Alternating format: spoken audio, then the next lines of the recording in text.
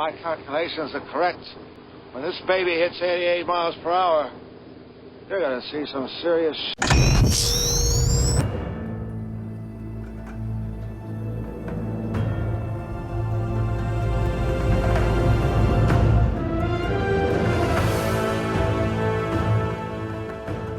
Greetings once again, my friends, and welcome back to another GNRO Roundtable Discussion. I am your host, Adam Mickelson, aka Drak. I hope everybody's having an awesome day or night when you're listening to this and joining me, because we said that we would do this before Blizzcon happened, and now Blizzcon has happened. Rising Sun Reviews, how are you, my friend, and did you enjoy Blizzcon? Wait, we're talking about Blizzcon? I thought we were talking about the WeWork bankruptcy. Wait, what? I read the wrong videos. But yes, okay. Thank you for having me. It's okay. I don't need to know what we're talking about. I'll make stuff up like I always do. Exactly. I mean, that's how this usually works. Well, you might remember, Rising Sun, the last time we got together, we actually not debated, because we both ended up agreeing. We discussed Dragonflight and the fact that WoW Dragonflight has actually been more of a pleasant surprise expansion than we thought it was going to be. So much so that we were interested in what the next expansion was going to be announced at BlizzCon, literally the next day. And, well, we got our answer, and it's a bit lengthy, because we didn't get... Go ahead. This is not at all what I expected. Like, I did not know what I expected, but this is not it. No, I was literally joking with people, because it's like all I had seen up until that point was, okay, we're getting it this way, and I started thinking of like, wow, this is starting to become really familiar as a StarCraft fan. And so I was just making jokes to everybody and adding in all of the StarCraft 2 names, but with with Warcraft references. Okay. So really quick, we didn't get one expansion. We got 3. Now we're going to address all 3 here, but let's just spoil this right off the bat. The Prophet, also known as Chris Metzen, only gave us so much information to be able to run with in regards to the other 2. We already know a lot of stuff in regards to the next one that's coming out. It's just the next 2 that we don't know a whole lot about. Yeah, it's like those we know, like general story direction, but that's all, which makes sense. Yeah. Really quick, did you get the video I sent you on Discord? Basically, Carbon animations. Yeah, I love that. Just Chris Metzen goes on the stage. He just starts shouting buffs everywhere. Everybody goes home and starts throwing money at the computer. Right. Because that's how Chris Metzen works. I feel like he was a very good choice to do that. Yes, actually, ever since he got announced that he was coming back to the WoW team, but he was going to be more in a advisory role, I've been very interested, because story means a lot to him. And if they don't do that right, he was not going to come back to endorse it. He would actually, he would have probably avoided them like the plague. He wouldn't have said anything bad, but he would have avoided it. Yeah, it's just quietly step away again. Exactly. Well, he just would have been so quiet about it. And then at that point, as soon as maybe a couple of years had gone by, then he would have maybe said something, but I really don't think he would have. Just because he loves Blizzard way too much. So, and I feel like he was just super excited. I think he was as excited as everyone else. Oh, he was. Oh, I believe it too. I think he's very interested, and it wouldn't surprise me that he's pretty much helming a lot of the story that's going to be going into the next 3 expansions. Duly named the Worldsoul Saga. So I think he's on the writer's table for a lot of that, and making sure that all of it makes sense. Yeah. So that being said, really quick though, we've got a couple of things to bounce towards for people. And I feel it's better to get through the smaller stuff first and then get into the meat of War Within, which is the next expansion that we have. And at that point, I'm just going to go ahead and get into the other WoW news from WoWCon 2023, because that's what everybody's basically calling it, is everything else was irrelevant. Everything Warcraft was amazing. Yeah, I think I saw some of the other opening ceremony, but I cannot tell you anything else that was announced. Yes, because like that in a lot of cases, only people only got the virtual ticket because they heard of the WoW announcements, or they just waited like I think it was like a 12-hour window for them to get released on YouTube, which was a good idea. Yeah, and I think at least all the announcement stuff, you could like stream it live. So there's like no reason to get the virtual ticket just for that, or unless you have something else. They just had what, a pet and a mount that you could have gotten, and I'm not a mount collector, I'm not a pet collector, so that's not relevant to me. Yeah, it's not worth the money. So at that point, let's get into the smaller stuff, and the smaller stuff involves World of Warcraft Classic, with the smallest detail being that it is officially confirmed Cataclysm Classic is happening, and for some reason, it is going to replace the Wrath of the Lich King Classic server. So at that point, the whole premise of doing WoW Classic was to get that old world back. And now you can't access it anymore. Do they still have like the classic servers? They do have the classic servers because of the stuff they're implementing there, like the hardcore aspect, and also like another thing we're going to talk about, but that's still classic. So you still have access to that old world if you want it. Just if you wanted to be able to have all of that up to Wrath before the world changed, you won't be able to have that anymore. Okay. So at that point, I could see a lot of people getting mad about that, but I'm just more surprised. I think I mentioned this to you when we talked last, but way back when, I did a video about private servers, in the fact that Blizzard had basically done a cease and desist on Nostalrius, which was like a notorious classic private server that was out there. Right. And they had shut it down. And supposedly they had spoken with the Nostalrius people. We guess right now is that they were told about Classic, and they just kept their mouths shut until they could properly unveil it. And the funniest thing is, I pointed out that I get that people like the classic servers, but Blizzard was totally in the right here. And I got a bunch of roaches coming out of the woodwork saying, well, everything's been horrible after Cataclysm. There's nothing good about any of the expansions post Cataclysm. And now people are demanding Cataclysm servers. Which is what I said would happen if you got vanilla servers from Blizzard, is that now, granted, the way I said it is you were going to have a server dedicated to each expansion and people could just go into them. That's not the case here, but I knew that it wasn't going to stop at Classic. It was going to go to BC, then it was going to go to Wrath, and it was going to keep going forward. I'm kind of surprised they're doing it. Like, I feel like Wrath is like the stop of what I consider like the Classic era of WoW. Mm-hmm. Yeah, and you wouldn't be wrong. A lot of people have that viewpoint. Yeah, but at the same time, again, it's like, well, we can make more money if we offer Cataclysm too, so why not? But it definitely seems weird to not have a dedicated Wrath server anymore. And that's the part that throws me off. The way that it sounds like to me is that the classic servers are like 2 or 3. So one of them is dedicated to the hardcore, which I think will also accommodate for another announcement that we're going to be talking about. But then you also had BC Classic, which then got overridden with the Wrath Classic. And I guess the same thing's going to happen here with Wrath, is that it's going to get overridden by Cataclysm Classic. And I don't know. People if I were them, I would just like added another server. Like, okay, you have one for Classic, maybe one for like the hardcore, whatever. Yeah, that's surprising to me. Like when Classic launched, I think they had 10 servers, and so at that point they were fine. I guess because of the dramatic audience drop off after that point.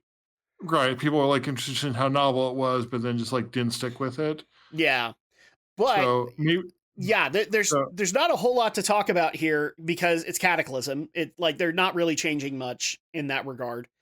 But the other thing that's going to be interesting with these other servers is that Classic is going to get a new concept called the Season of Discovery, which is basically going to the way that they explained it is that it's going to emulate the WoW beta, in the fact that people were more interested in discovering stuff in the world instead of getting up to level 60. So let me explain these details to you, and then you tell me whether or not this piques your interest. So thankfully, it's not hardcore. If you don't want to be hardcore, you don't have to be. Okay, that's good. But the level cap will be set at 25. So Huh. the whole premise of this is, yes, you'll be able to level to 25, but the emphasis here is going to be discovering things that either were in the game that people know about and didn't know about, but also they're going to be putting other things in the game that look like they might as well have been there since 2004. So, And like adding new content that looks like old content. yes, and this actually plays into how Endgame will work in the Season of Discovery. When you discover these things, you will be able to unlock, I don't remember the term they use for it, but basically they're glyphs, where you are able Oh, to enchant a piece of gear with a particular ability or a particular stat that you would then be able to utilize to create a whole plethora of different kinds of specs and endgame meta that is just blowing people's minds. Because how, like, you came in Kata. Let me ask you if you've ever heard of this concept. Have you ever heard of the concept of a tanking warlock? yes, in Mists of Pandaria, I did that some. Believe it or not, there actually was a boss fight way back in vanilla that required a warlock tank. Okay, I think I heard about that. Yes, and actually in BC, the High King Mulgar fight required both a mage and a warlock tank. Uh, Huh. but Yeah, one of the glyphs that is going to be on here, it basically makes tanking warlocks. okay. Yeah, because I'm still mad that they changed that after like Pandaria or Draenor, whichever one that was. Because I really liked this, like, it wasn't like a full tank, but Mhm. it still definitely like felt tanky. It was a different way to play demonology. Yes, it well, and on top of that, like a lot of the abilities that were allowed for that, like the way that Soulfire originally worked, allowed for that.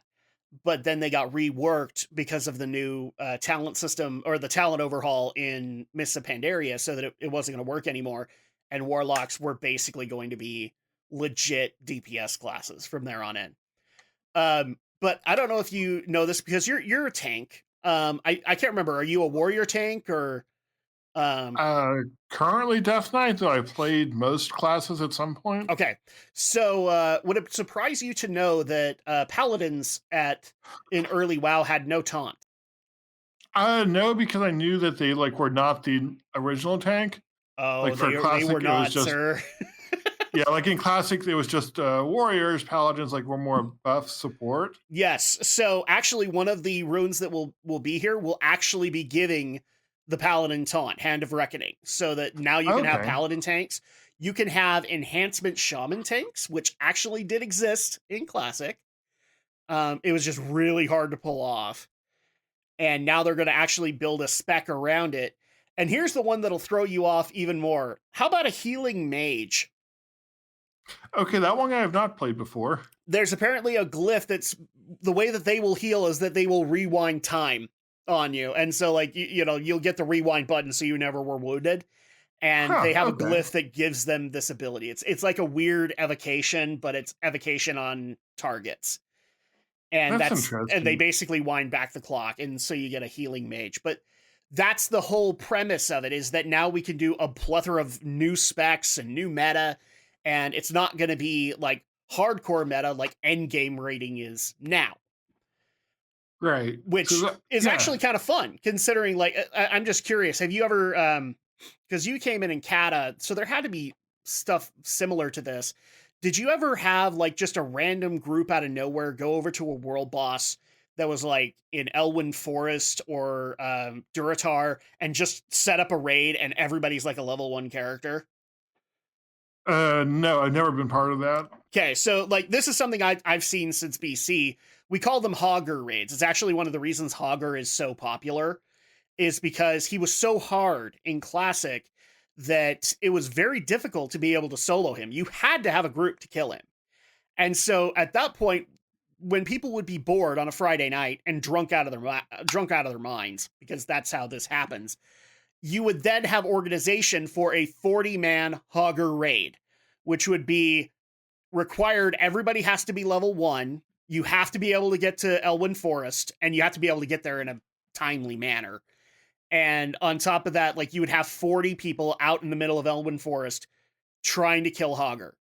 And at level 1, he's insane difficult at that point. Right. There's a reason that BlizzCon made the joke of like whoever loses at the raid race that happens there all get killed by level whatever cap Hogger, because like that's his legacy at this point. Yeah. So it doesn't end there, believe it or not.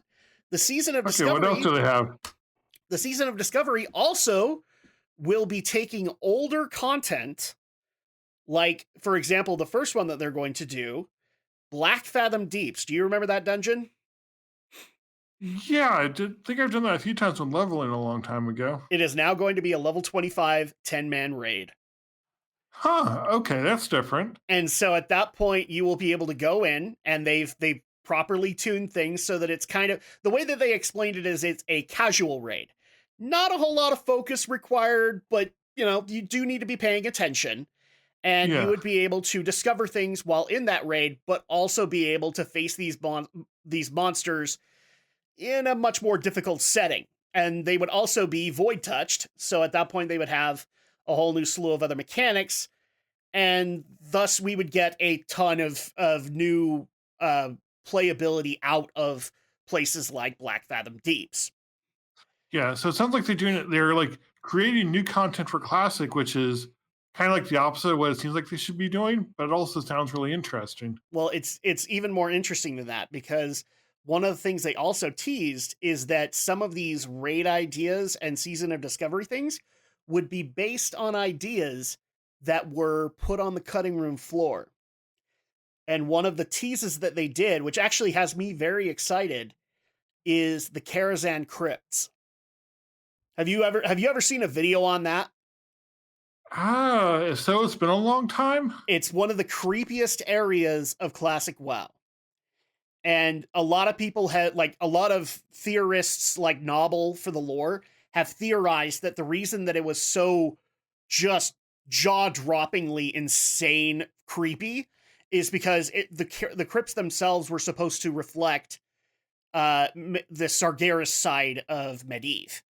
And so at that point, you would go into, because believe it or not, the crypts were in the game, because they designed tons and tons of stuff for Karazhan, and eventually they got told by the leads, like, yeah, we're not going to use this, and they just left it there. And so people could go in and discover it, and you would basically see corpses hanging upside down and just ginormous piles of bones all over the place. Well, guess what is being considered for one of these level 25 raids? They'll bring that back as a raid then? Mm-hmm. Because it's big enough. Believe it or not, the files for Karazhan are pretty huge in classic Karazhan. So at that point, you could be looking at that. They've also talked about how Mount Hyjal was sealed off before Cataclysm because the zone was never completed. You would be able to go to Mount Hyjal in Classic, and it would be a raid. So at that point, like, you would be able to have an event there, and a lot of this is just basically fueling discovery instead of, oh, well, we need to max every stat to be able to make this work. The best way I know how to describe it is, have you ever done twinking in PvP? Not really. Okay, but do you know what twinking is? Yeah, basically, like, stay at the level you're at, get the best gear for that level, and then, like, be overpowered. So, yeah, exactly. So you stay at your level, and you can just do level 20 Arathi Basin if you want to. That's what the Season of Discovery really feels like to me, is that it's twinking for PvE players. Yeah. Something I'm also wondering if they can, like, start taking some of these ideas and bringing them into, like, mainline WoW. That would be interesting. I do know that the Classic team has been told to stay within the confines of 2004, but I would not be surprised if they could eventually work things into the lore to be able to make it work in the retail game. Yeah, like the Karazhan Crypts. Well, if we're exploring a lot of these like older ideas in the upcoming WoW expansions, well, what if we go there? Like, even if it's not a full raid, like go there, explore, see the lore, maybe get more into like the Sargeras side of Medivh and how that ties into everything else going on. Yep. The other idea that I've heard that I also like is that the Season of Discovery could then be moved to other expansions. So at that point, you could, like, it wouldn't be focused in Classic anymore, because the way that the Season of Discovery servers, I guess, are supposed to work are very similar to how the arena tournament servers work. Yeah, where it's like a you go season in, of it. you have everything in front of you, you can just do that.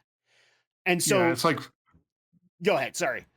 yeah, I was gonna say it's like a year. I think the season is, so it's like 1 year. You don't need to like necessarily keep up for a long time or forever, Mhm. but it's a temporary thing to explore. They can experiment, do different things. But one of the things that has been talked about is, could you technically allow for us to be able to go to BC content at level 25? And technically, with the way that Classic now works with retail WoW and all the functionality, it's possible to be able to do stuff like that. And so you could actually get a Burning Crusade version of the Season of Discovery. And that might be even cooler because, like, there's tons of lore that they could go into with Outland because of the fact that it was formerly Draenor.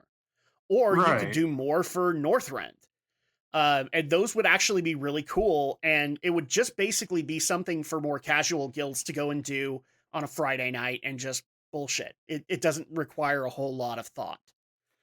Yeah, it's definitely a thing that there are a lot of places they could go with this in the future if it's a success. Right. And so at that point, I think that it's going to be a huge deal for them.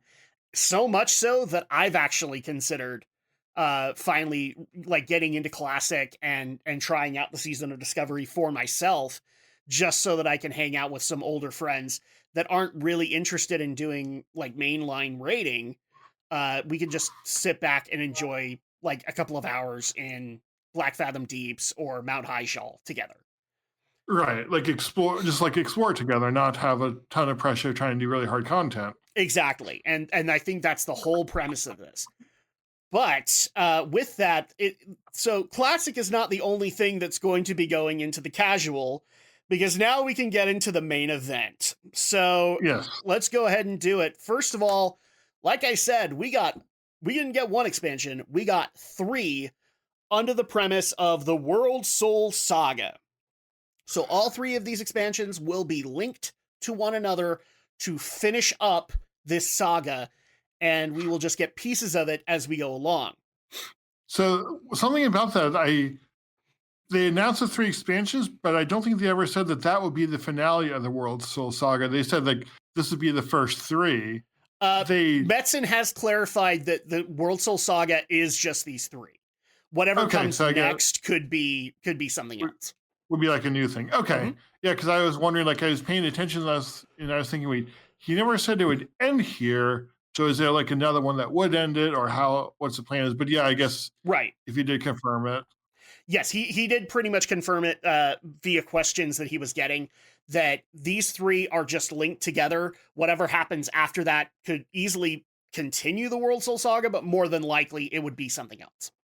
Right. That makes sense if they have like 3 expansions to build up and tell the story. Right. By that point, it'd be time to move on to something else. And I think it's actually a good idea too, because I love Chris Metzen, but once he has ideas flowing, he can go on forever.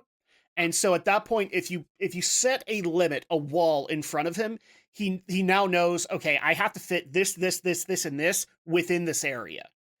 Yeah, and like figure out like I feel like a lot of stories like in anime and stuff, if they don't have a set endpoint, they just go on forever and become less interesting. Yes. And Chris Metzen, I love him dearly, but he does have a tendency to want to build other stories, and then eventually they just become loose ends that never get added onto. In fact, a lot of Legion is based off of a bunch of loose threads that he never did anything with. So at that point, like, we would easily get something that was shown off in Classic or Vanilla WoW, and he still wouldn't have gotten to it by Cataclysm. And so, and I feel like this is basically Blizzard saying, okay, here's your limit. You can do all of this within these 3 expansions, and then we'll start talking about you leading into the next one. Yeah, and I also feel like Blizzard as a whole, like the WoW storytelling, it's a lot of times very good at doing the setup, like showing an interesting world, interesting characters, building into something exciting. Yes. But then it never feels like it gets a good conclusion, or at least a lot of times it doesn't. Nope, because Metzen and Alex Afrasiabi did this too. They basically kind of fueled each other's ADD. And they would say, oh, well, this would be cool if we did this, and then we'd never get back to it. So this is an interesting way for Blizzard to say, okay, here are your confines. Here's what you have to focus on. We will worry about what other stuff you want to do when we get there. You know? Yeah. So that's a good idea, considering that, like, once the ideas start flowing with Metzen, he's very difficult to contain.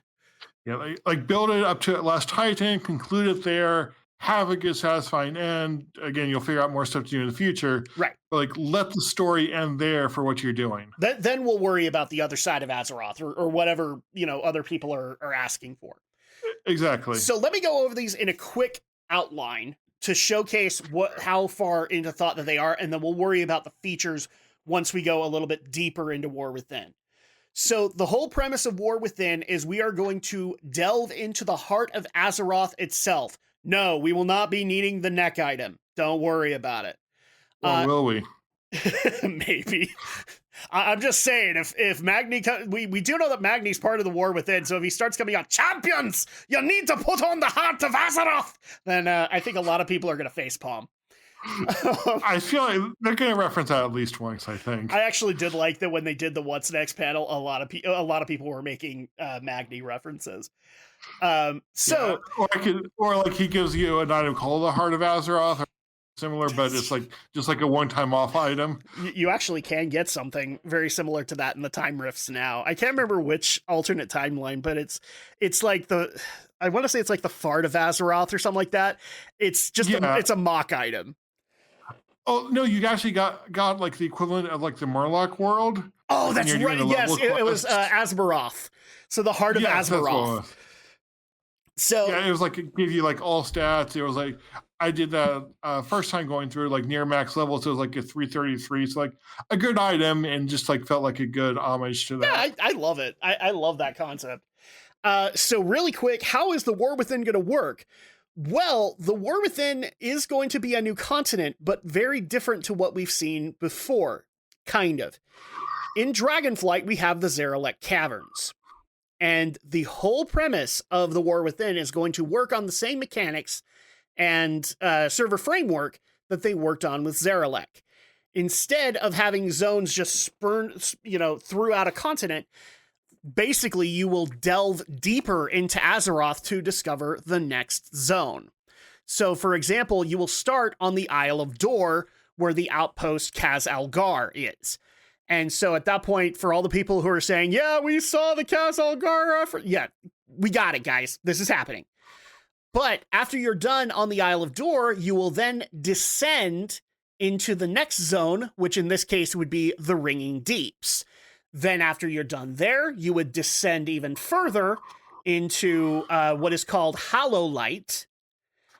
And that one's going to be an interesting one when we get into the details. But the ultimate goal is the endgame zone at the bottom, so to speak, which is Aj-Kahet, the lost kingdom of the major city of the Nerubian Empire.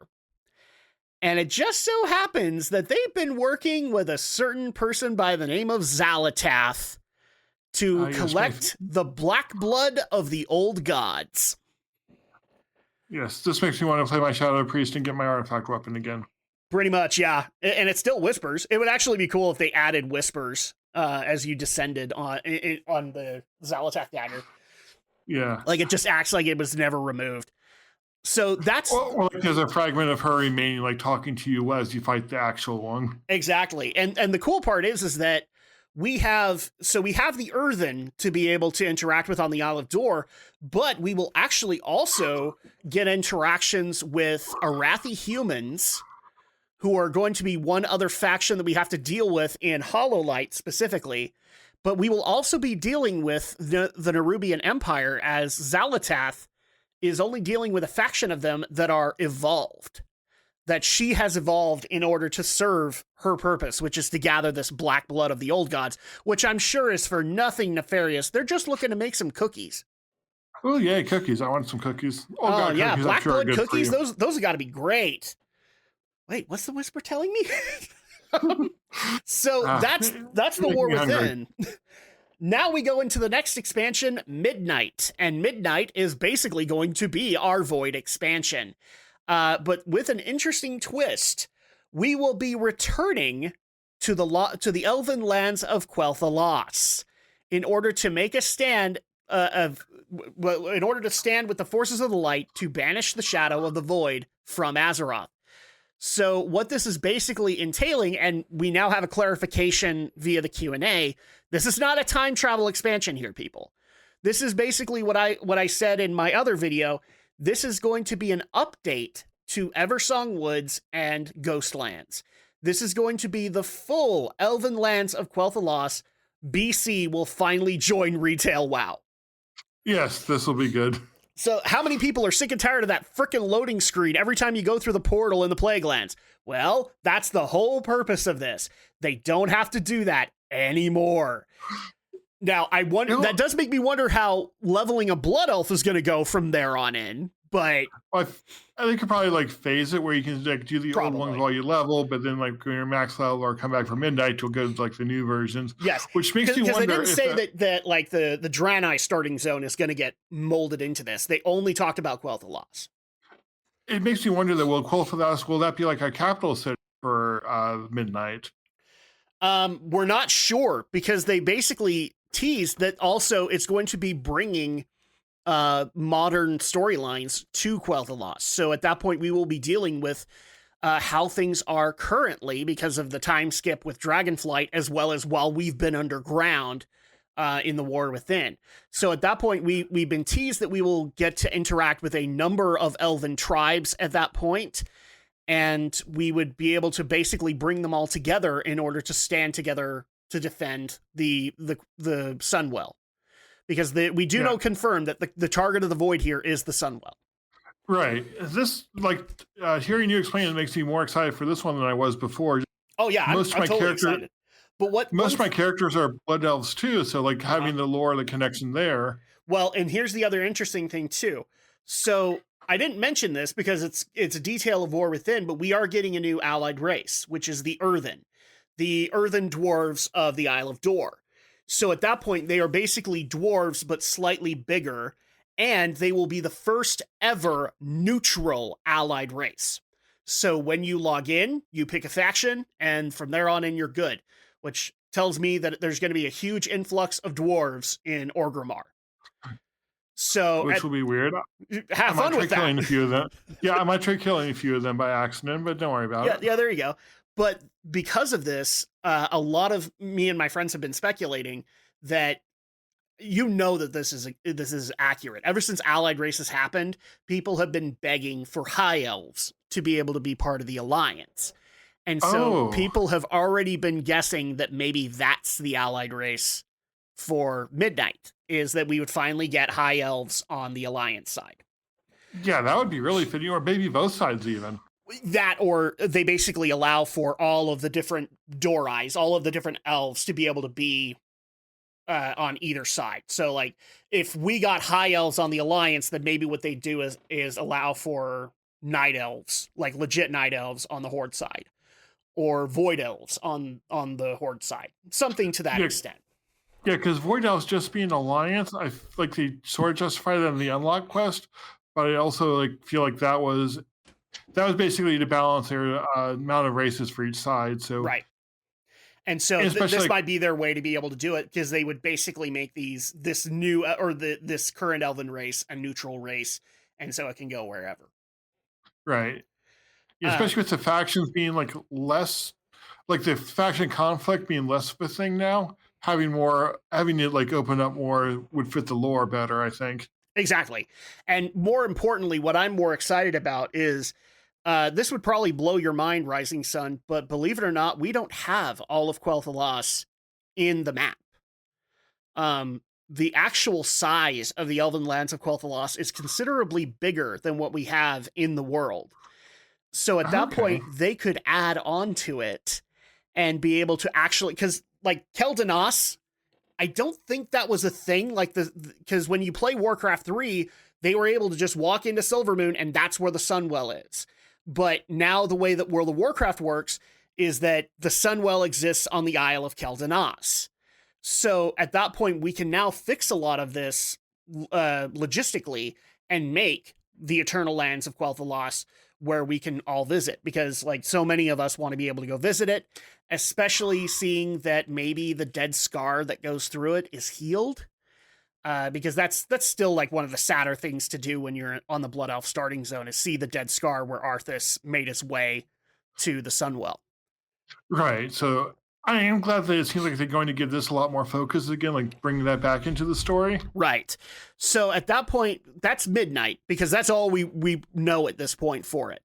According to the Q&A, we know that there will be a bunch of key features that will be introduced in midnight, including another stat squish.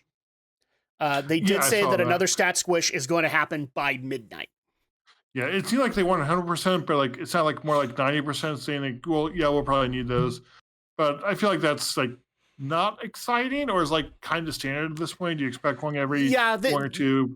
The way that they're trying to do it is that every couple of expansions they do a stat squish, and then I think it's like once every 5 or 6 expansions they want to try and do a level squish. Did they do an item level squish last time? Well, I'm talking a level squish. So level squish. Okay. So we're not 120 anymore. We're now 70, and in War Within we'll be 80. And I think by then we will be 90, and then like Last Titan will probably be the one that level squishes. Yeah, because Last Titan will get us to 100, and I feel like that's like a good place. Like, okay, that's your cap. You're not going to go above 100. Exactly. So at that point, they'll need to do it. So you just barely brought it up, but the last expansion is going to be The Last Titan. We know even less about this. The only things we know is that the return of the Titans to Azeroth will happen, and it will be to Ulduar in Northrend, which in turn means that Northrend will be modernized.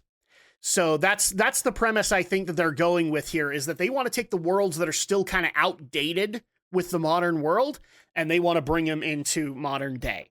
And so at that point, we're going to have BC first, and then they're going to do Wrath. And they've said that these are not going to be the same areas that you visited in Wrath. They're going to be whole new conflicts, whole new situations, and maybe even some new areas that have happened because of either the Cataclysm or because of what we're doing in the Worldsoul Saga. Right. Yeah, I feel like this one, there's too many unknowns about the story for like how we will get there, what all that will involve. But I think it is nice to like bring Wrath back to it too, like with how popular it is. Well, because there's tons of nostalgia for Wrath. And exactly, to this day, Ulduar is considered to be one of the best raids that has ever existed. And so the fact that the Titans are going to return to Ulduar has so many people excited. You know, like, we're going to go back to Ulduar! Yeah, and I could definitely see them like making Ulduar like a new raid there, or doing something like that. Well, I'm not sure about it, because the most we know so far is that the story of Last Titan is going to, quote, unearth a grand conspiracy. And that's all we know. So basically what it kind of sounds like is that maybe the Titans weren't on our side after all, or maybe one of them wasn't on our side. We're not sure. Yeah, or like which it feels like a lot of the things that we're getting into, like the parts of like the cosmic hierarchy that you thought were on your side or thought were good, it's not so clear with that. Like we've seen that some with the light. We've seen actually in Dragonflight, we're seeing it quite a bit hinted at with the Titans. Yes, because of the primal incarnates and how the Titans, how they feel the Titans treated them. The other concept here is I don't know if you remember, if you ever made a Magar orc, but if you remember in that storyline in alternate Draenor, the Naru basically overran Draenor by possessing Uriel. Yeah, Uriel, that's the like she basically led her crusade against everyone not aligned with her. Right. So at that point, the Naru, who are supposed to be these all compassionate beings, are now being seen in a whole darker perspective. We also saw that with Illidan too, how like they basically tried to overwhelm him, take control of him. He refused and killed that one. Yes. And I then argued with people for literally 6 months saying that that's exactly what Illidan would do. So I don't know why you're mad. Oh yeah, Illidan does not want anyone to tell him what to do. Yes, so. like Illidan. This is one of the reasons I love Illidan Stormrage as a character, because he's the guy that you just expect to throw the middle finger to everybody, and then everybody in the world gets offended. You're right. It's like, wait, you didn't expect him to open a portal to Argus?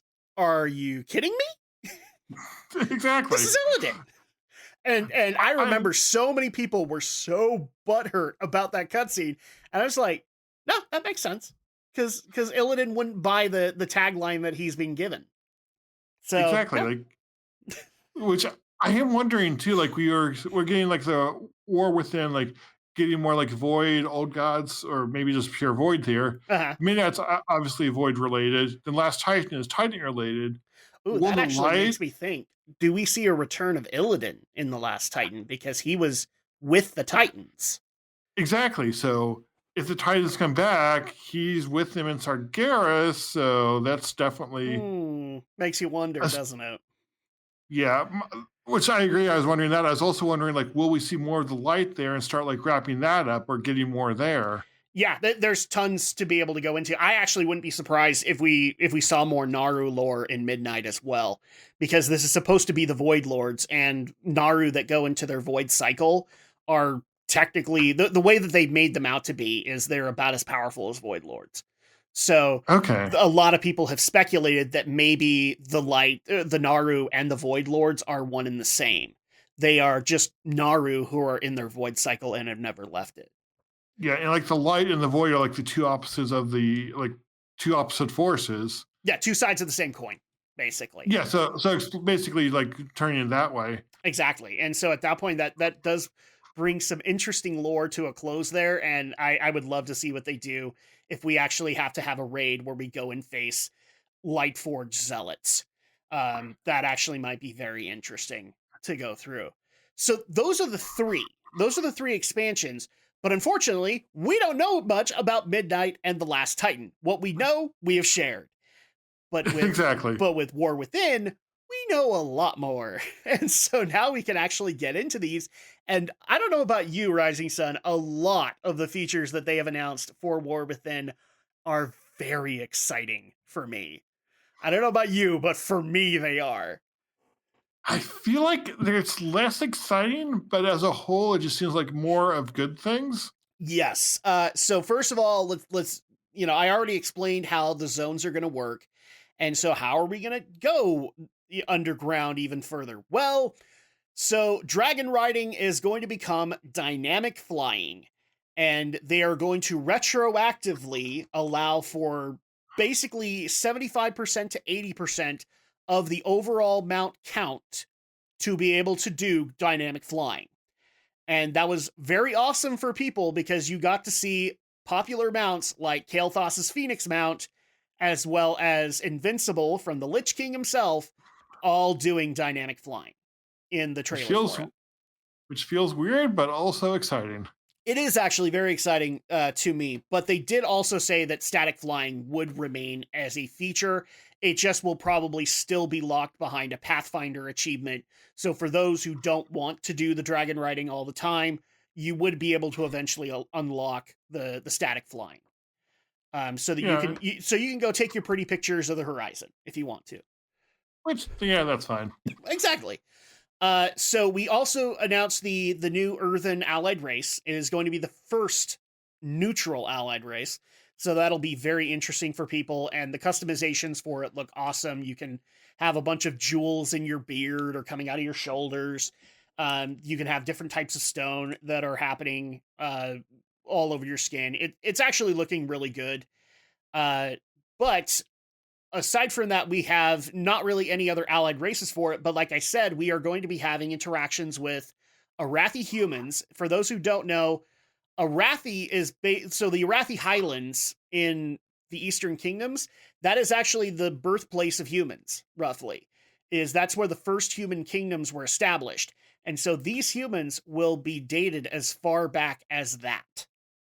But somehow they ended up on the Isle of Dor and ended up in the zone that they're in called Hallowlight, which is going to be very interesting because they are basically Scarlet Crusade 2.0. Yeah, it seems like they're like were the first human kingdom or one of the first ones. They left for whatever reason. So it'll be interesting that. And the whole Scarlet Crusade thing I also think is interesting. Mm-hmm. Well, the whole premise is also interesting because Hallowlight, the zone is literally lit by like one giant geode that is supposed to be giving bioluminescent light. And the whole premise of the zone is that something is blocking or taking away that energy for the light, and they're blaming basically everybody on it. And so you come down there, and your whole purpose is to get the light of Halolite back up and running again. Which, something else I thought about is we were just talking about how they might get void versus light conflict. Maybe the Arathi is how they bring the lights into it, or a piece of it. It's possible. The other thing I've heard is that this might be since it's the third zone, that might be our first interaction with the Nerubians and Xalatath, is because Ajkahed is so close to it that they're probably trying to siphon that light in order to fuel a weapon or make Xalatath more powerful. Right. So we don't necessarily know, but it is going to be interesting to have like a Scarlet Crusade 2.0 that is against everybody, not just, one particular faction or one particular race. They are against everybody because they don't know who's causing the problem. And then obviously we have the Nerubians, which we're going to be dealing with two different versions. Kind of like if people remember Suramar, where you dealt with the Nightfallen and you were primarily working with them, and the Nightborn who were in the Nightwell, like the ones that were not mana addicted and all of that stuff. Like they were getting their doses every day. Instead, in this case, we will have the regular spider-like Nerubians, and then we will have the evolved Nerubians, which are more humanoid, and good God, I hope I get an allied race of this, because have you seen the image for it? Probably. It's a very interesting skeletal design for a playable race. Let's put it that way. Like if you had if you had a mage or something to that effect, let me see if I can actually bring this up and share it with you, because it is freaking amazing and also kind of terrifying. I wonder if I add that as an allied race like halfway through the expansion. So that is the evolved Nerubian form. Now, I'm not saying that it would happen in War Within. We could easily get an allied race in Midnight. Yeah, and that could fit too, because we haven't always got to the allied race like in the expansion they're introduced, but sometimes the next one. Yeah. So, but like this will be interesting, because then at that point we won't have to worry about Xalatath owning them all, because we will have kind of taken away that purpose for them. Right. So then you could have another interesting skeletal design that people can get for allied races. Right. So that being said, these are going to be the zones that we interact with, but we have a lot of quality of life stuff that is coming in War Within that I am absolutely excited for. So first of all, let's talk about delves.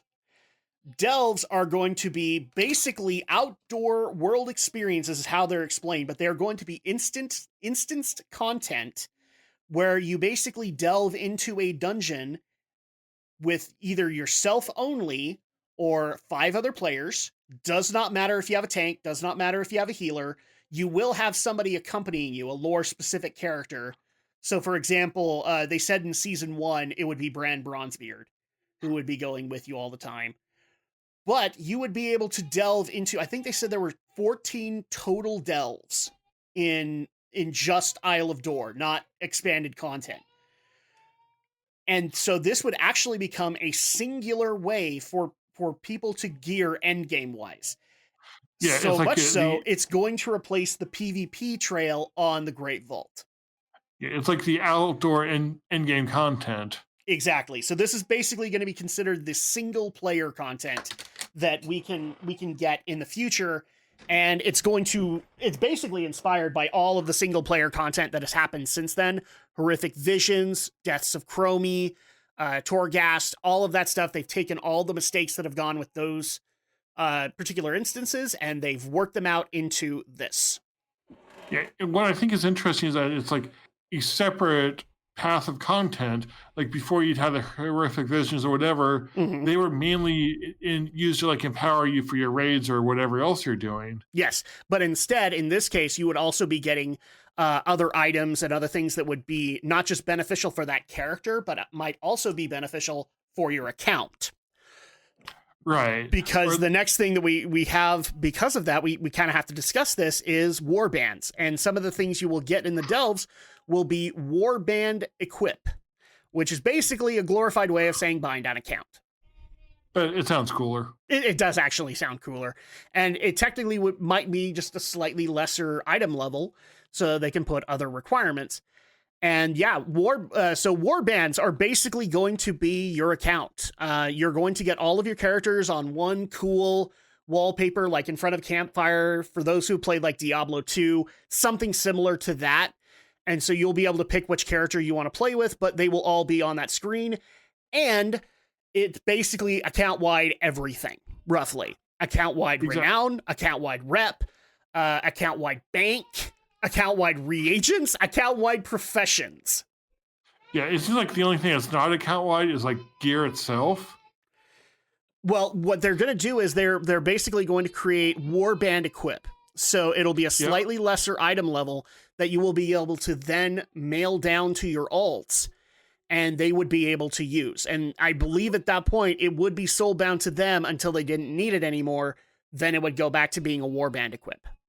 Yeah, so I guess maybe like high level gear you could not give to your ults, but a lot of the lower level stuff would be, or you could get lower level gear that could be shared. Kind of like how does now we have a lot of like bind on account tokens you can get. What was that?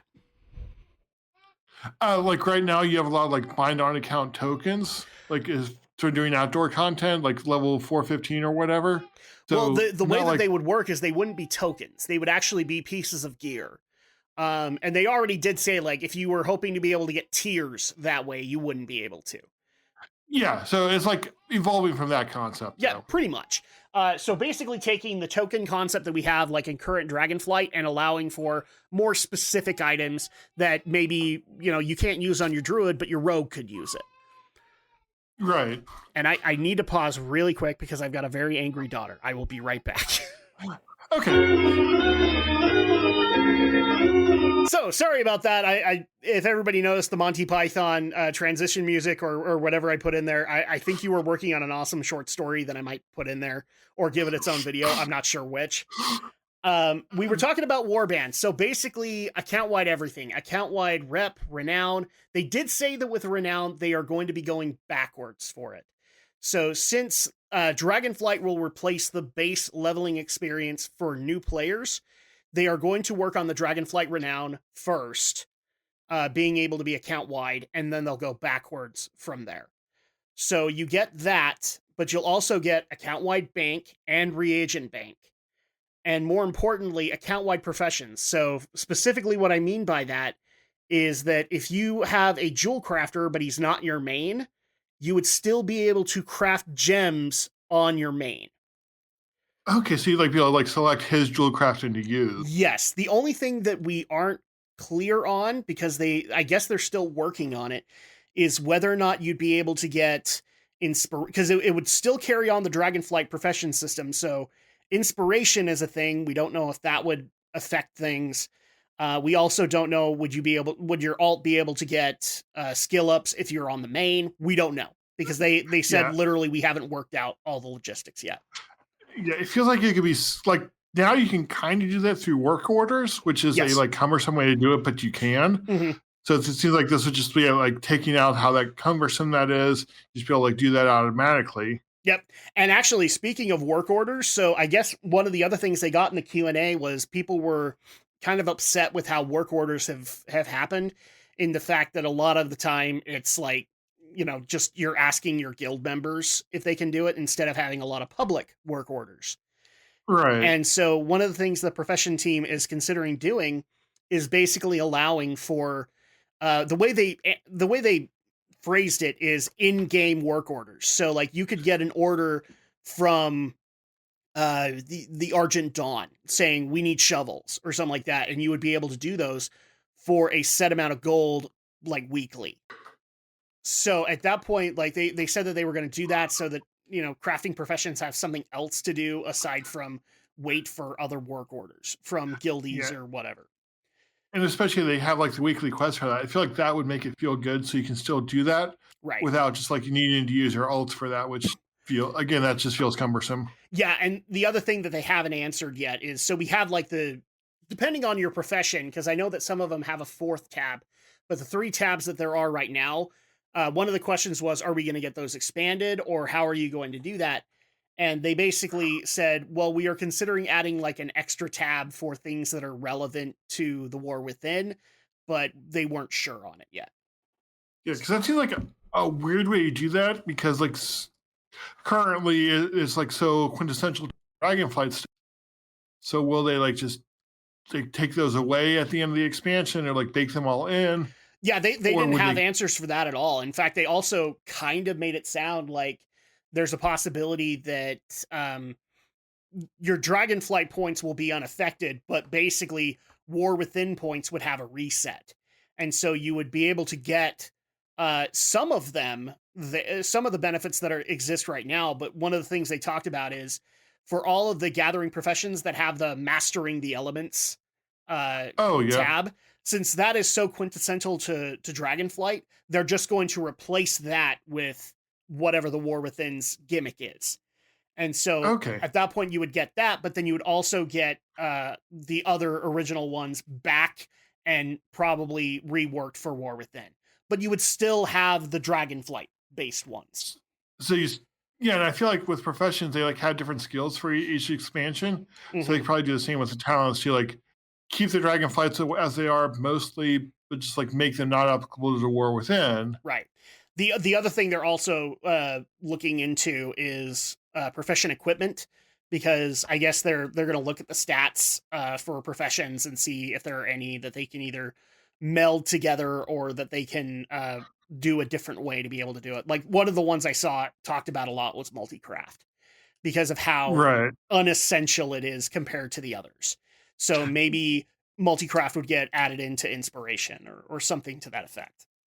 Yeah, because I feel like with that, it's like multi-craft, it could be like pointless for some of it. Mm-hmm. Well, it's like you're making like regions for alchemy or something. Okay, multi-craft on flask, that's useful. Multi-craft on your new cloak you're making, that's just pointless now. Yep. The other thing that warbands will also do, this is another account-wide feature that is specifically for transmog farmers. I don't know if you're a transmog farmer, but let me pose a situation to you, Rising Sun, and you tell me if you get frustrated by it. You're doing Molten Core on your, let's just say your warrior, and you've been working on a particular set for a while now. You haven't gotten all that tier 1, but you always have this weird situation as a plate wearer where you will get all of the leather pieces for your other classes that you just can't do anything with because you're plate. So it won't let you actually remember the appearance. You have to come in on a leather-based class to be able to do that. Have you ever had this situation? No, because they don't transmog farm, but I understand the frustration, and I'm glad they're fixing it. Yes, they are actually going to fix it, and I am so happy about this because, so currently I'm working on Antorus gear. And I don't know if you've noticed this, but the bracers for a lot of the sets are trash drops. And they are different trash drops each time. So some of them are on mini bosses, some of them are on just regular run-of-the-mill mobs. And they are hard as crap to get, but for some reason, on my druid, I get the Death Knight one. And on my Death Knight, I get the druid one, which I can't do anything with. But now this fixes the problem, so that now I can finish these sets a lot quicker.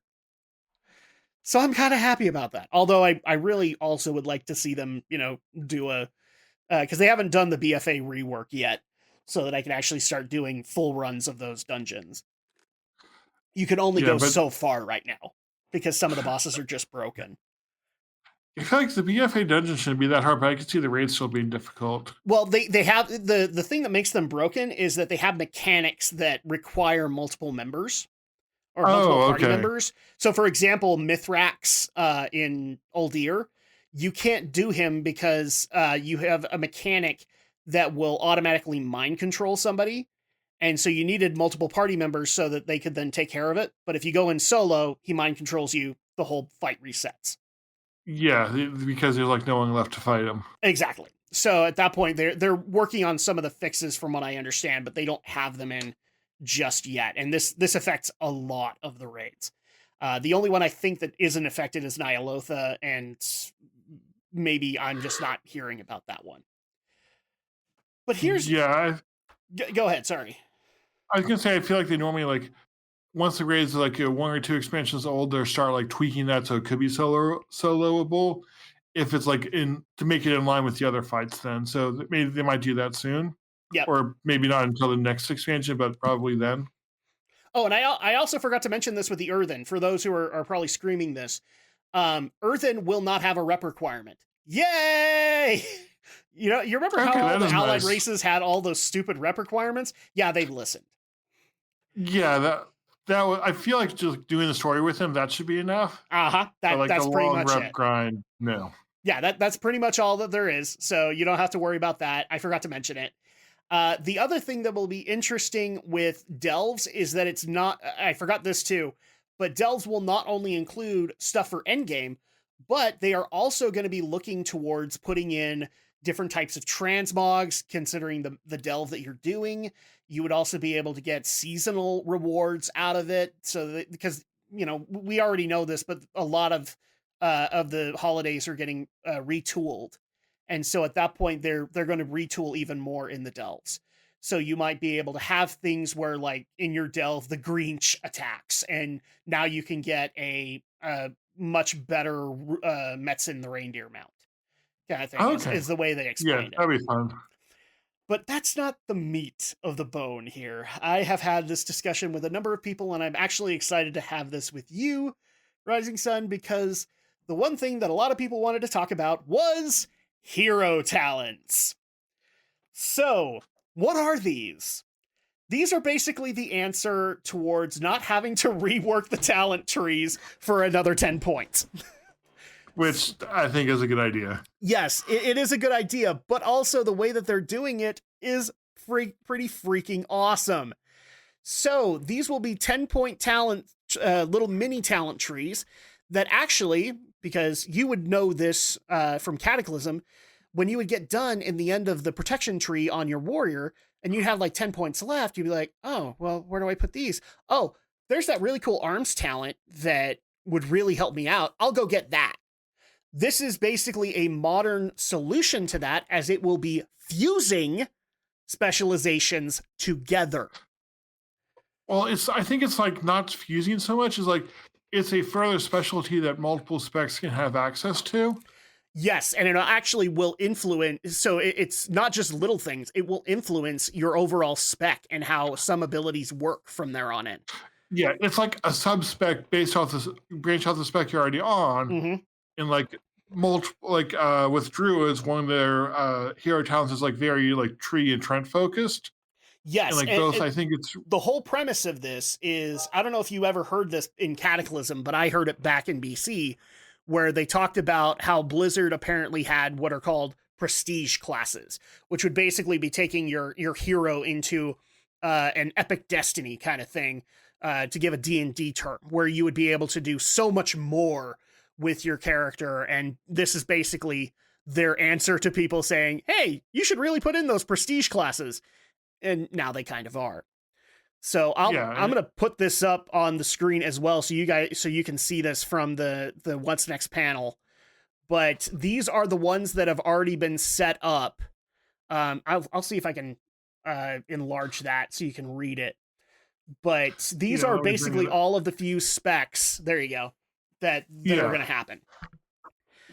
What's interesting is a lot of these are going to be basically a lot of class fantasy that we've all been begging for the longest time with specific classes. For example, like the Mountain Thane is probably the closest thing to a Mountain King that we'll ever get, which is basically what Muradin Bronzebeard is. In the mage, I was just looking at that with Frostfire being one of them. I am so glad that's coming back. Yeah, and I remember, like, I didn't play it, but, like, during Wrath and before, I think, like, there was a lot of mages who would, like, play a combination of both, like, fire spells and frost spells. And, like, to have that as the hero spec, I think is a really cool idea. Like, because mages, like, all mages can use all three like specs to some degree, but they just never do because it doesn't make sense outside of like utility. Well, the whole premise of this is, so you came in Kata, but if I told you that in Wrath, for a majority of the expansion, there were 5 viable rating mage specs that existed, would you believe me? I could see it. I'm surprised it's that many, but just like being able to combine the different things mages can do, I think that's a really good idea. 2 of them were that's Frostfire builds. 2 of them. One of them was like dedicatedly going into just Frost and Fire. The other one, I think, went a little bit into Arcane to be able to give things like Presence of Mind, just to get some instant cooldowns. But yeah, there were 2 viable Frostfire specs that could be done, and both of them were raid viable all the way up until Ice Crown. Okay, but yeah, so they're basically doing something similar here, making that playstyle an option. Right. You have things like the monks with the Celestials, and when I play my monk, one of my favorite abilities is like the Celestial-based ones, like summoning Zayun, the tiger. I forget what the like snake dragon thing is. So there's Yulon. Yeah, Yulon, like I love using her. So seeing like that as what looks to be a focus along those lines, that looks really cool. Well, and what's interesting is, so a lot of people are speculating because Master of Harmony and Conduit of the Celestials, they could easily go in different directions. We all know Shadowpan has to be Brewmaster meets Windwalker. So at that point, one of them has to be Brewmaster meets Mistweaver, which I'm guessing is going to be the Conduit of the Celestials, maybe, and maybe Windwalker and Mistweaver as the Master of Harmony. I actually would have thought the opposite, but I guess we'll find out. But both are viable, right? Like it totally makes sense for either one of them. I also think that another interesting one is the Death Knight. You get to be a San Lane. So you could literally roll an elf character and make a elven vampire if you wanted to, which obviously has to be blood and unholy. Yeah, I'm wondering like what that would look at. It doesn't excite me too much just because I don't know what to expect yet. Yeah, a lot of people are wondering whether or not like blood magic will be involved because a lot of the San Lane know a lot of blood magic related spells, and we don't know yet, but it makes things very interesting to consider. I personally can state that one of my favorites is going to be Elun's Chosen, which takes 2 of my favorite specs and puts them together as Guardian and Balance, where basically a lot of my nature-based abilities like Thrash and all that will now become empowered by arcane energy. Okay, that sounds cool then. Yeah, they actually showed a lot of the talents in that one, and I was just Andrea can attest to this. I was drooling the entire time. I'm just like, oh god, this is so great. And then we also got to see Keeper of the Grove. Keeper of the Grove, which is going to be Balance and Resto, which has got a weird fascination with treants. I'm just going to say that. I mean, they look friendly. I want to become friends with them. Well, because they can either be damage dealers or they can be healers. Which I feel like works well because like each of these specs, you get like 10 talents or so. Yes.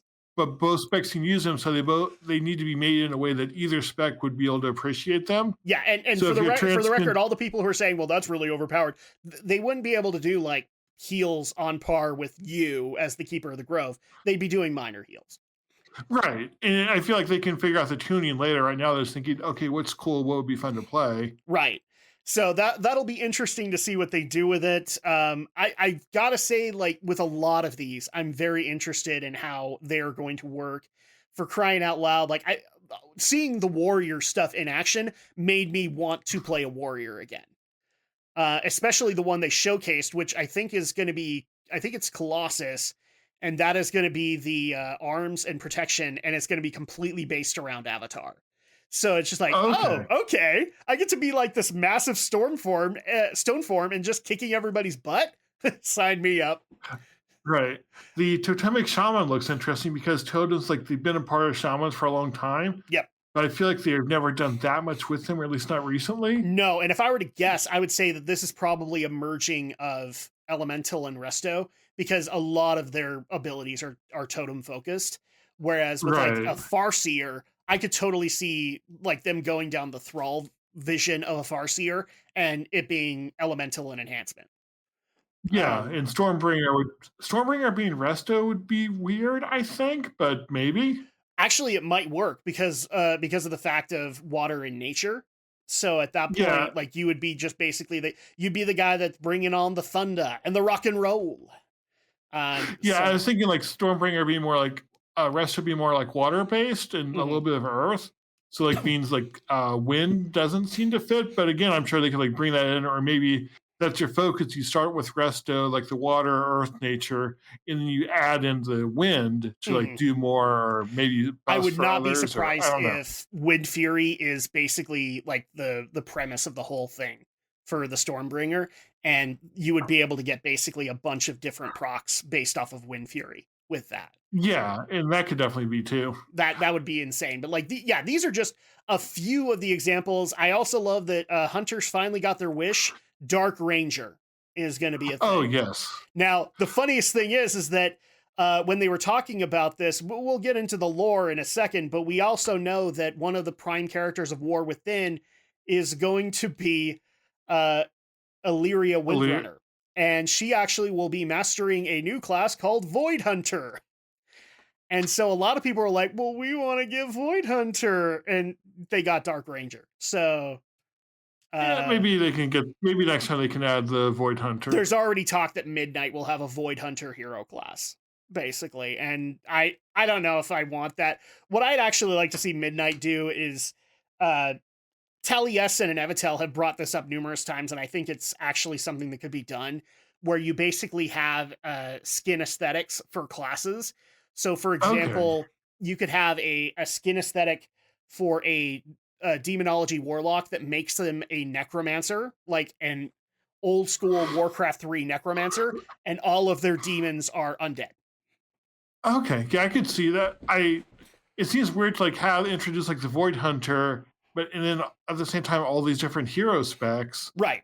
but like not have that be as an option. But maybe that could be added later, or they'll add additional hero specs in the future, like give it to a few classes at a time. Exactly. So I'm not too worried about it, but I think in reality, what's just going to happen is they might just add some things from Illyria, and then she can just be the only Void Hunter Yeah. because of her connection to the Void.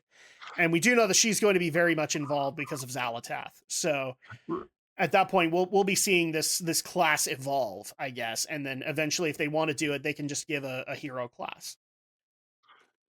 Yeah, it is interesting just like seeing the different options, and I think it does solve the problem that every time you have a new expansion, you want something new to be able to do with your class, Mm-hmm. and this seems like a good way to do it without like making this talent trees more complicated Right. or trying to like introduce like a new borrowed power thing. Because like here's like okay, you have your hero specs. Maybe at midnight you add like 10 more talent points to every hero spec, and that's the way like make it deeper without like convoluting what you have too much. Yeah, a lot of people have speculated that it's going to work similar to how the 7.1 addition to the artifact weapons worked, where it was just like, oh yeah, we have this little portion of the talent tree, and then we could just keep adding points to it and keep adding unique things to it. Yeah, So so that might be the way to go. yeah, I feel like eventually they'll like have too much and have to pare it back again, but they have time to do that. And a lot of the abilities are passive, so it feels like that won't be too bad to like gain or lose. Hmm. And maybe even like some of these can be evolved a little bit because something tells me that right off the bat, balancing is going to be a thing, and some of them aren't going to be as viable as others. So at that point, it allows for Blizzard to go, oh well, people don't really want to play this Fell Scar Demon Hunter. Let's give them a reason to want to play it. And at that Yeah. point, all you have to worry about is balancing things up to where everybody's kind of on an even playing field, if they can do that. Yeah, the problem is what they have 12 classes now, so Yeah. 37 specs. That yeah, And a now they lot of have people are looking at this and going, "This is a balancing nightmare." You know that, right, Blizzard? And well, they're and not now wrong. so now they have 37 specs. Each spec has two options for their hero specs, so that's 74 different specs they have to balance. Right, right. And so So good a lot luck. of people are wondering if this is going to be like the nightmare that Blizzard just doesn't realize they want. And that'll be interesting to see how they actually pull it off, but overall, the hero talents are looking to, or the hero specs are looking to be a very interesting addition. And we'll just have to get there when we get there to see if it becomes a nightmare for them or if it's something that they're willing enough to work through. I don't know, but I'm very interested to find out. I don't know about you. So Yep, it'll be. And even if the balance isn't perfect, like you still have a couple options for your class or for whatever spec you want to play, which is good. yeah. It just would feel bad if like, oh, I really want to be a dark ranger, but the balance is terrible, and I feel like I have to pick the other option for a marksman or whatever. Well, and what's interesting about that is like when you look at some of these concepts, like even Ian mentioned on the What's Next panel, like now things are becoming more alt focused, and that's kind of the purpose because we've been listening to you guys in how you have wanted to be able to be more of an alt friendly kind of WoW. And so in a lot of cases, I wouldn't be surprised if it actually would be beneficial for people to have multiple of each class so that they can then have all of these different hero specs and mess around with them. Because I can tell you right here now, I'm going to be doing that. I'm just going to be messing with them. Well, at least you can like switch between them easily if you want to. So like, like as it is now, like I currently mainly my Death Knight, I can be like, oh, I need to play Frost or I need to play Blood for this. If I want to play Unholy, there's like very little friction. Yeah. And it sounds like the hero specs will be the same. So I'd be like, well, this one's fun, but it's not really good for this fight, so I can switch easily. Well, and the other thing that we haven't even considered on this is Augmentation Evokers brought in a support class or a support role. So at that point, how many of these are going to be support roles? I think they said they weren't adding any like right now, but it would be interesting if they decide, okay, if you pick this hero spec, now you become a support. Yeah, class they basically confirmed that like a lot of people were suspecting that they were going to take like Subtlety Rogue and work it into being a support spec. They've said they're not going to be doing anything like that in Dragonflight, but in the future that they might, and they kind of hinted that either one of these expansions might add into that. Hence why a lot of speculation is on a Void Hunter hero class, because then at that point they can just literally put a support role into it. Oh yeah, that could work well. So that may be one of the things that they can do for it. So we have all of these, but obviously we haven't talked about all that wonderful group content that everybody loves doing so much. Yes, there will be. I forgot about that. Right? So there will be 8 new dungeons. 4 will be leveling dungeons, and the other 4 will be endgame, much like Dragonflight. And the initial raid that we're going to be getting is going to be in Azj-Kahet. It will be an 8-boss raid, and it's going to be an interesting one, as the best example that I've heard is there's a spider boss in Vault of the Incarnates, and the whole premise of that raid is something similar to that boss, where you basically ascend through the raid via webs and things like that to be able to encounter all of the bosses. Okay. That's creepy and also very intriguing. Yeah, I feel like it doesn't excite me too much, but I'm also not too into the whole like Nerubian thing. I just feel like, okay, it's a good place to like set up something more exciting. Yeah, you kind of missed all the Nerubian lore because a lot of it was Wrath of the Lich King. And so this is going to be basically bringing you in to how their society works. But the other interesting thing is this is also going to affect people like me, because Nerubians, up until this point, have only been undead. The only ones that we have interacted with have mostly been undead.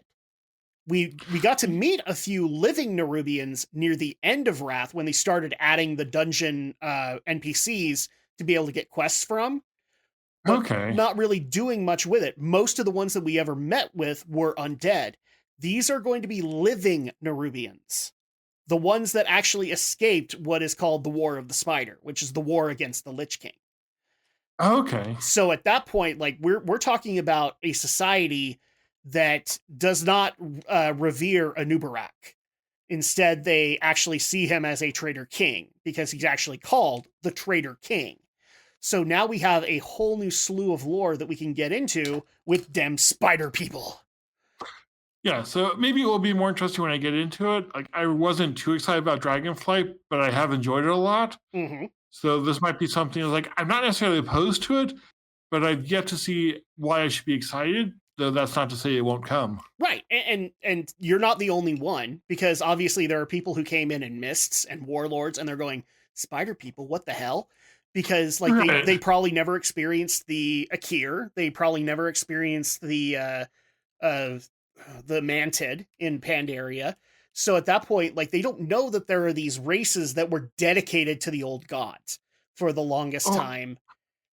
I'm wondering if we'll get more like the Mantis and the Klaxi, because like the Klaxi were like my favorite like sub faction. Makes you wonder, doesn't it? Because they're collecting the black blood of the old gods, which means they'd probably have to work with the Akir. They'd have to work with the Mantid to be able to get that black blood. And also, for the record, we don't know what they're doing with the black blood yet. All we know is that at the beginning of the raid, we will literally be staring at a giant pool of black blood that they have already collected. Huh. That's all we know.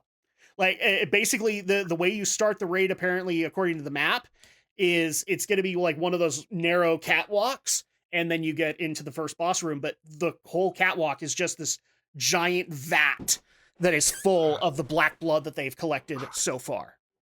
I wonder if that, like, the vat of blood will be a boss in some way, because I feel like that would make perfect sense. Well, they didn't announce anything about the bosses, and it would actually be cool if we got a blood avatar out of that, especially considering that they did get asked on the floor, would Gahoon technically count as an old god that they would want to get black blood from? And a vague answer was given. Almost kind of assuming that maybe they would be getting black blood from Gahoon as well. And we all know Gahoon was primarily based in blood magic. Right. So, yeah, and I feel like he's like, was like there, but kind of forgotten afterwards. Mm-hmm. Well, and a lot of people have kind of assumed that he's now the unofficial 6th old god.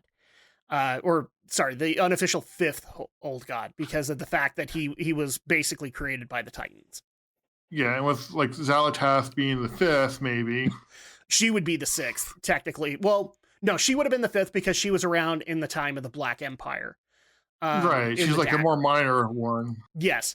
So at that point, and the other thing too that I'm going to point out to everybody, and I know that there's the Blizzard saying it, that like the old gods are dead and da-da-da. Bullshit. Bullshit. They'll find a way. All right. Well, like they're dead currently, but does that mean they're going to stay dead? Well, here's the thing: is they in their new lore, they pretty much confirmed that old gods are basically manufactured tumors made by Void Lords. So at that point, like they literally make these things and then have them infest worlds. So at that point, we could get a new one in Midnight. We could get an old one returning, because the husks are still there. And I'm also wondering, like, how much Old God will it be versus the Void itself? What was that? How much Old God is what? Like, how much of the Old Gods will we get versus the Void itself? Well, they do say that much like Fel magic, which is like a byproduct with demons and the Void, Old Gods have their own, which is just their, the tentacles and stuff like that. So at that point, it's just a byproduct, but they could easily make more. They literally make it sound like, kind of like at the beginning of Empire Strikes Back when you see all of the probe droids going out. They could just instantly just do that. With maybe that's what we'll see. Like the Void Lords summon like a bunch of old gods. That might be like the start of Midnight, or Xal'atath gets in the power too, and then they like strike Azeroth that way to go after the Sunwell. Probably. It wouldn't surprise me if either A, we got new old gods that now we had to deal with, because again, this is the Worldsoul Saga, so they want to try and either control this World Soul or kill it. So at that point, they could easily bring in a new tumor to try and kill it. But I honestly think it will be like they will resurrect, or they'll find a way to be able to bring the other old gods back. Because I've even heard some of the Blizz developers saying like, yeah, Nyalotho is not really the way that we wanted to do it, but wouldn't it be great if they just came back? So, yeah, especially like seeing N'Zoth and Dragonflight, like in that time travel quest. Mm-hmm. It feels like N'Zoth was not, like, story-wise, his story wasn't over. Well, not only that, but like Cthulhu's been dead since vanilla. How many people would love to see a modern recreation of Cthulhu, the original old god that you dealt with in World of Warcraft? I know tons of people that would love to see like us return to Encourage or have Cthulhu kind of come back. In fact, I teased this in the previous podcast that we had, but like one of my solutions for BFA had to do with stuff like that. And I'm still working on the draft to send to you, because like the idea that I basically have involves kind of like a legacy thing with all of the old gods. And, there's also, Midnight could easily do that. There's also like your stars that we never like actually saw in game. Yeah, no, because lore-wise, he got ripped out.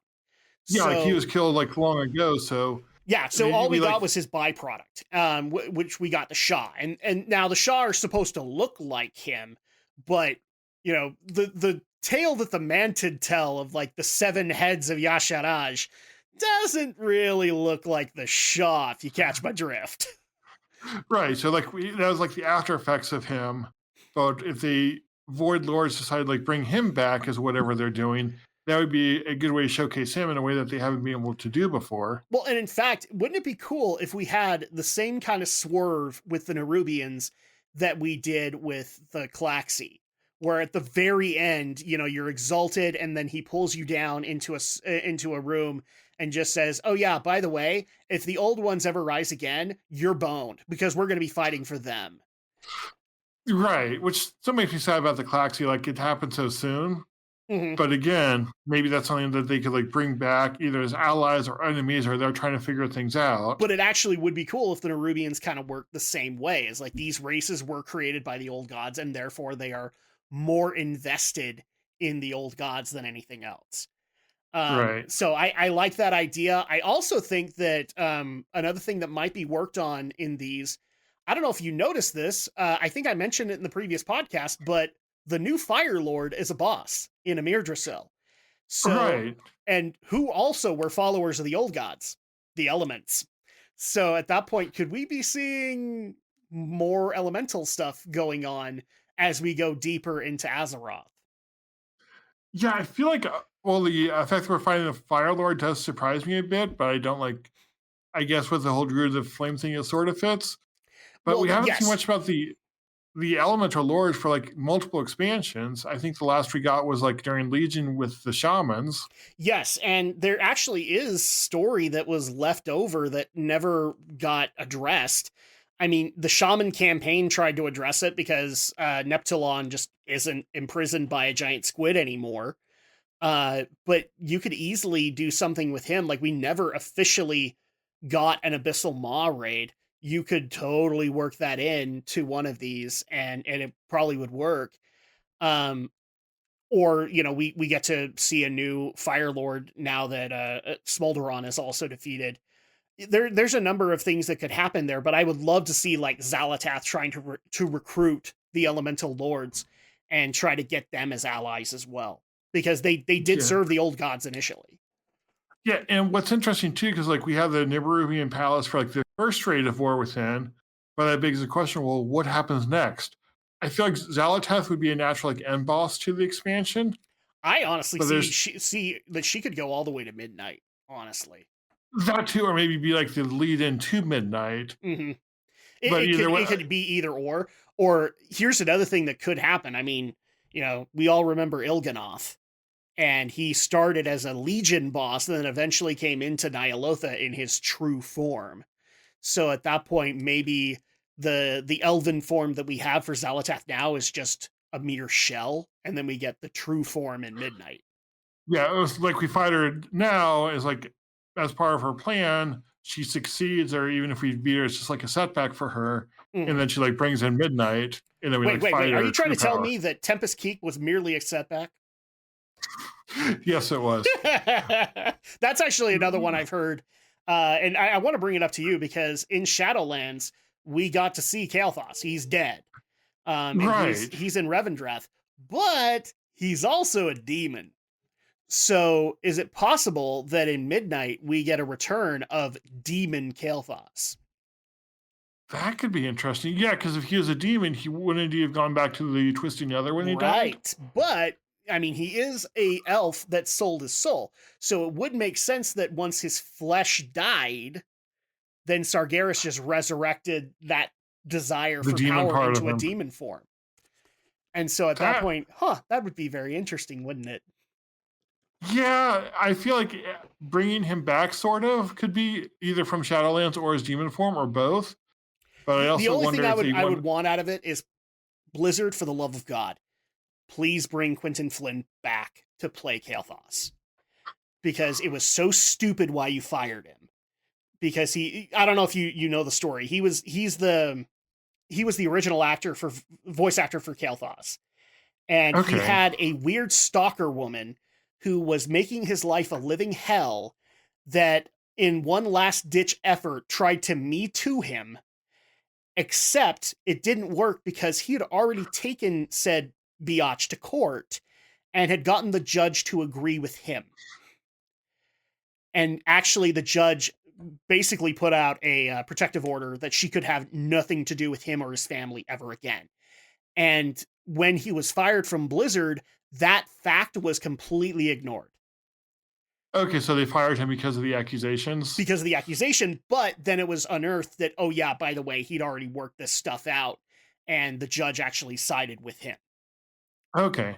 Yeah, and this is the California judge, by the way. Right. So at that point, I'm sorry, he's exonerated. He should be brought back as Kael'thas's voice actor because he did a really good freaking job. It probably won't happen. Was he the voice actor in Shadowlands, or was he fired before that? No, he was fired right at 9.1. So that's when they got the sound alike to do all of the Kael'thas stuff in 9.1. Okay. So he did the initial Shadowlands campaign, but after that, you get the new voice actor. Yeah, I guess I didn't notice too much, but I also didn't play like Burning Crusade when he was in it. Yes, and that's also some really good stuff too. In fact, one thing I'd recommend is go watch the Sunwell trailer, because he basically does the narration for that, and it's pure Kael'thas. Oh, okay. Or you can go listen to like Heroes of the Storm, because they brought him back for Kael'thas for that. Yeah, his story was interesting enough in Shadowlands. I feel like it would be. He's one of the people from Shadowlands I would like them to continue the story with. Mm-hmm. Especially if they find a way to be able to bring the demons back, and they can, by the way, he's a demon, like he sold his soul. So at that point, it would be cool to bring him back and have demon Kael'thas to deal with. Yeah, especially if the last Titan, like they bring the Titans back with Sargeras, he also demon. That would be a natural point to bring him in. And that's one of the things that people are suspecting with the conspiracy, is that maybe Sargeras has won and we just don't know he has. Ooh, yeah. So that might be one of the things that has to be considered. But really quick, because we are running out of time, I do also want to make sure that I go over this. So in the Q&A, they did announce that it does. So in the Q&A, they basically speculated that, or at least the information that we got, is that all of these expansions would probably be Dragonflight in size and length. So at that point, we're probably looking at 2 to 3 major patches of story, and then we would have all these minor patches, kind of like how Dragonflight is gone. And supposedly, right now, with the way that things are looking, because if you got the, what was the big one? The Epic Edition of the War Within pre-order, you actually would get beta access, which is not something that they offer unless it's pretty far along. Well, they also said that alpha wasn't going to be out until the spring. Right. So that's up to like 6 months away. Which means that they're probably internally testing alpha right now.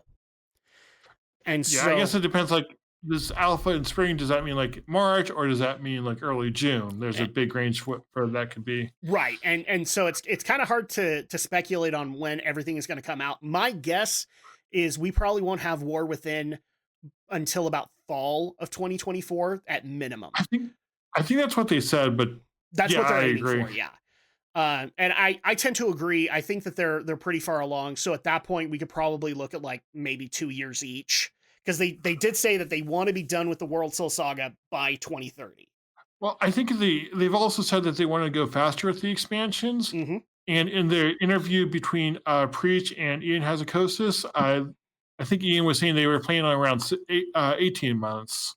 Yeah, they really wanted to try and narrow that down to like a year and a half if they could, which I think is actually something that they could do as long as they had the content coming out as consistently as Dragonflight has.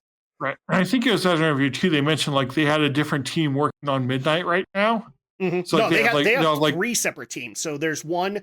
They're the biggest team is working on War Within, and then they'll start redistributing them into the others.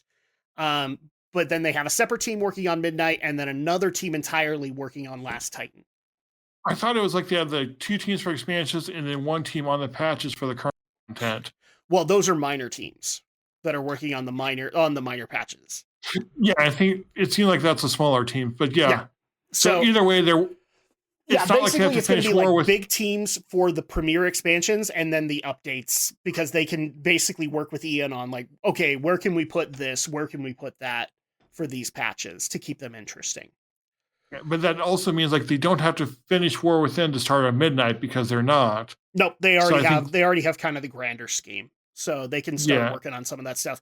And like we said, one of the things we know is going to happen in Midnight is a stat squish. We just don't know when in Midnight that's going to happen. I'm guessing at launch, but they could easily move it into like one of the other patches. Yeah, not at launch would be very weird, but who knows? Yeah, we don't know. The other thing that I should also point out with this is not only do we have a speculated fall 2024, but we also learned that there are going to be 4 other patch updates, until 11.0, which is the War Within pre-patch, even launches. Well, I think it's 3 more updates after 12.2 or after 10.2 is what the notes say. Yes, right now they're saying that there will be 10.2.5, there will be 10.3, and supposedly it's going to be 10.3.5. So yeah, pretty much that.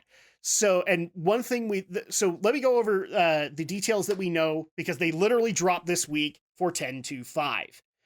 Oh yeah, they did drop that. They they dropped those details alongside a bunch of other stuff, including the 19th anniversary.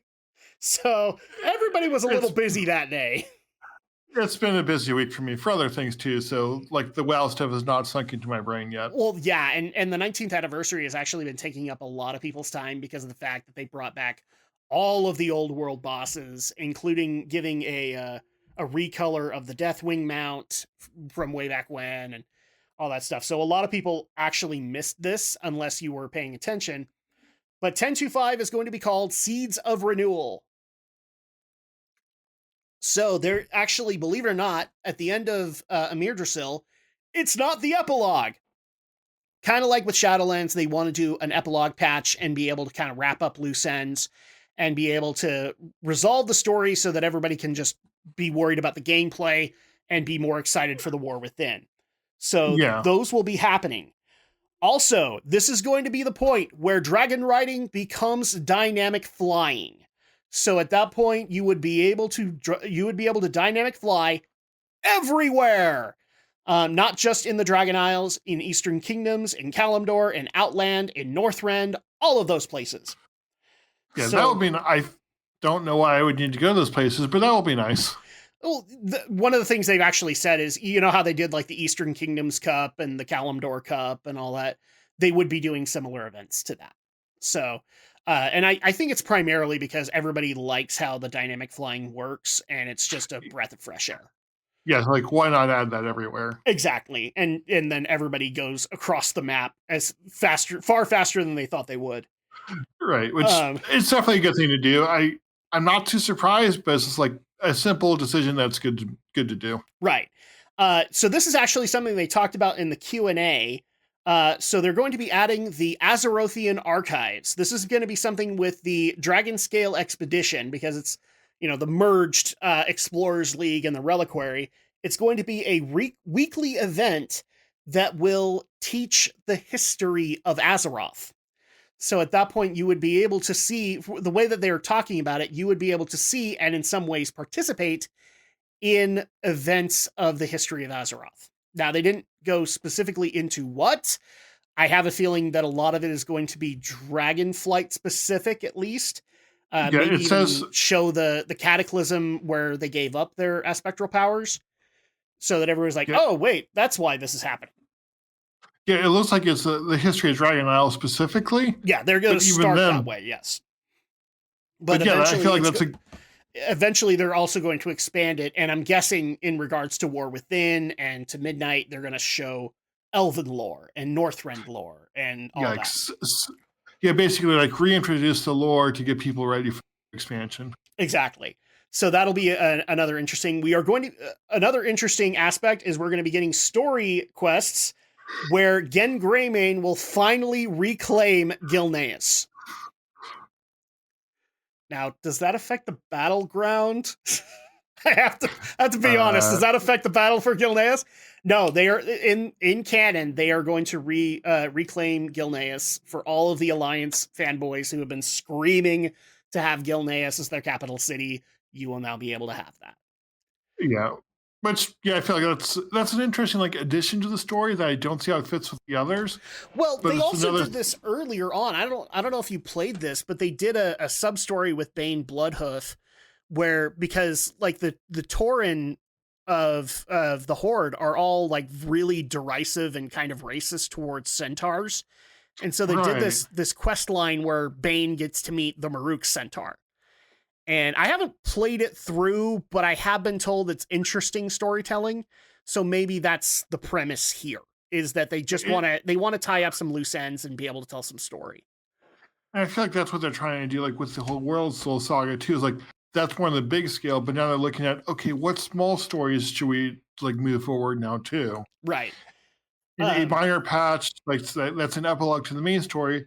That's a good time to like okay, let's add this quest chain and do something here, and maybe like use it to set something up further down the road too. Speaking of, I will say one. So you've seen the cinematic for War Within. Yeah. Okay. I will say I have one. To me, it's a major worry. For others, it's minor. And I want to bring it up with you and see if you're on either side of the fence. Anduin's whole emphasis about like the light isn't in me anymore in that cinematic, I'm really starting to get worried that a lot of the characters that are faith-based in the Warcraft universe are slowly becoming atheist. Because for some reason you can't believe in something bigger than yourself. And funniest thing in that cinematic, two of them are there. Because Thrall is no longer a shaman. He is no longer able to hear the elements after he justifiably killed Garrosh. And I can't help but wonder, okay, can we not have spiritual characters anymore? Is it just me? Yeah, that's interesting because I hadn't thought about it from that angle before. Like I knew like the whole Anduin feel like losing its connection to the light. I'm wondering if that's something that will come back throughout this. I hope but so. But also, like, is the light not something that he should believe in? Because we've seen, like, is the light really to be trusted? I don't know. But it does worry me a little bit because he was a priest. He is now going to be going towards more of a angsty kind of direction. Thrall is more a warrior now than he is a shaman. And even Tyrande, to an extent, where she is a priestess of Elune, because of the whole Night Warrior experience with her, she's kind of leaning towards agnostic stuff. And I'm just like, can we not have priests and paladins in this world anymore? What the hell? Yeah, it's an interesting like dichotomy with like the stories that tell. It feels like a lot of their stories are like, these people you thought you could trust, like the Titans or the Light or whatever. It's like, actually, they're not as good as you thought, or like they're more flawed. And you could also feel like, just like outside of like the world as a whole, just like the society and the culture, there's definitely like skepticism of authority of religion. And to me, that actually hurts the characters because one of the reasons that people love Anduin is because of his faith in the light. So and the fact that faith has carried him through a lot of prominent events, and so taking that away from him, to myself included, it's taking a serious portion of his personality away. And then you basically hamper yourself and write yourself into a corner where he has to be angsty all the time. I feel like you could go the other direction with that too. Is like he feels like he has lost his connection to light, well, maybe he can rediscover it. And I feel like that's all an interesting direction the story could go. Is like you have your faith is shattered because of events, but then you are able to rediscover. You see like what you did not see before. You might have even a deeper faith than you did before when it was more like blind, but now you understand more. You can see, and you do have your faith again. And I don't know. I hope that's where it goes. I honestly do, because like ever since Shadowlands and Uther, I have been very skeptical about it because he didn't technically ever like re-embrace the light in Bastion. He just became angsty Uther. And a lot of people love Uther because he is the exemplar paladin. And he, in Shadowlands, he doesn't meet that anymore. So I'm worried that treatment is basically happening to a lot of the more religious characters. And part of the reason that those characters are cool, I know some people are going to disagree with me on this, but it's because they're religious, because their faith has guided them in a particular direction. And yes, you could do a story arc where they find their faith again. I'm totally on board with that. But is that where they're going? And is that the type of story Blizzard would tell? Yeah, exactly. And that's the worry that I have, is that they're no longer the people that would tell that story. But that's just me, and I just wanted to bounce it out there. So other 10.2.5 features, this one is very interesting to me. Dragonflight Follower Dungeons. Now, before people get your pitchforks out, no, the mission table's not coming back. Okay, I'm sad now. I know, me too. But here's what they're basically doing. In another MMO called Star Wars: The Old Republic, because it's made by BioWare, and BioWare loves having different relationships interacting with the characters that you make, you would get followers in them that would actually fulfill the Holy Trinity role. So like if you wanted to play a DPS Jedi, you could get a tanking follower. And what was cool about them is when they were doing dungeons for Old Republic, if you got high enough level, you could take your followers in and be able to have them fulfill these roles and experience the Flashpoint content. They don't do the Flashpoint content anymore, but they wanted to at least allow for people to experience them. That's what it sounds like they're doing here, is that you would be able to get default tank, healer, DPS archetypes, and you'd be able to go through Dragonflight dungeons solo. Yeah, it sounds similar to Final Fantasy 2 because they've been adding over the last few patches, like all their dungeons were like, well, you can do these with other players, or we'll give you a team of NPCs, sometimes story related, sometimes just random ones. You said that will do the dungeon with you. Or because it came out as 2. And I'm like, what? No, in Final Fantasy 14. Okay, good. I'm like, 2 is way back when. Yeah, no, it makes sense because like a lot of people are, us weirdos who do the dungeons for the story. And that's all we care about. And so in a lot of cases, for those who hate LFR, they don't understand that LFR for a lot of us is basically a tourist mode where we get to see the inside of the raid, be able to experience the story, and then we can start worrying about tackling it harder. And I like the fact that they're going to do this because I feel in a lot of cases, a lot of people missed the Dragonflight dungeons because they were more interested in what was going on in Time Walking, or they were going into Mythic Plus and dealing with a lot of the older dungeons instead. Yeah, I feel like they had the question like try and get you to like do each dungeon once.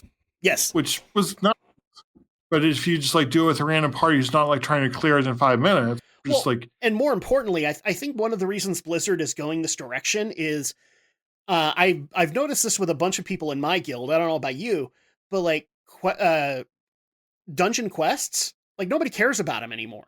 They only care about, whatever weekly's going on or whatever Mythic Plus thing that they're doing. And that's actually a big portion of storytelling that is now just lost on the population.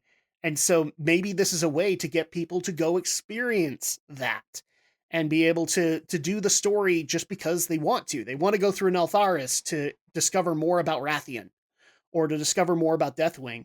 And this allows for them to do it because obviously with a follower dungeon, they're probably going to have to be significantly lowered in difficulty to be able to I think they're like normal level, which that's like super easy for the 5-mans. Right, especially at the gearing curve that we have right now.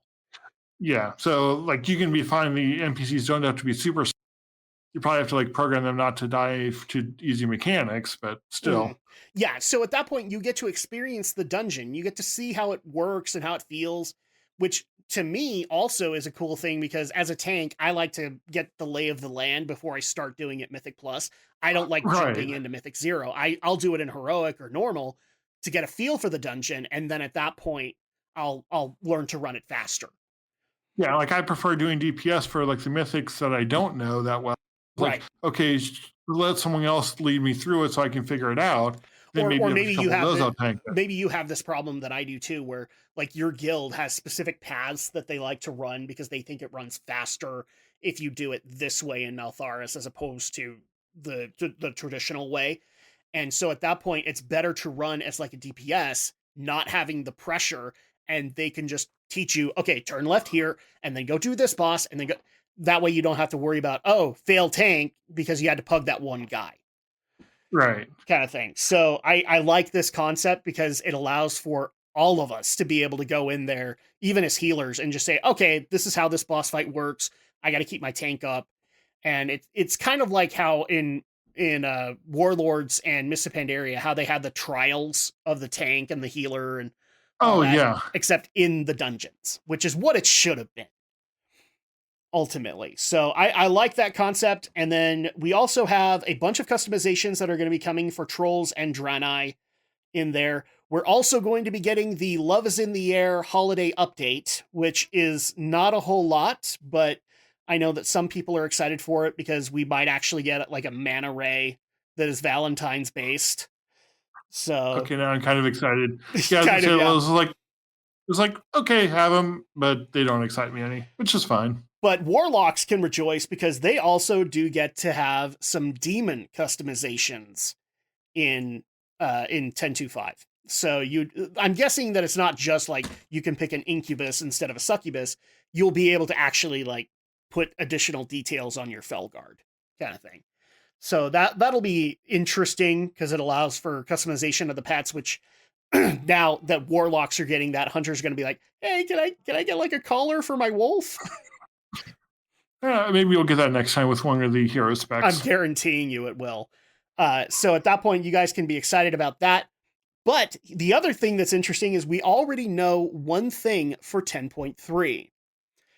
In the previous podcast, I talked about basically Shadowlands doing what I called a greatest hits patch, where they added the faded raid system and allowed for people to be able to go through old raids, but get a currency that would help them to be able to optimize. They have confirmed that 10.3 is going to be the faded raid system for Dragonflight. Right. So was it going to be 10.3 or would it be like a 10.2.7? The last I'd heard, it was going to be 10.3.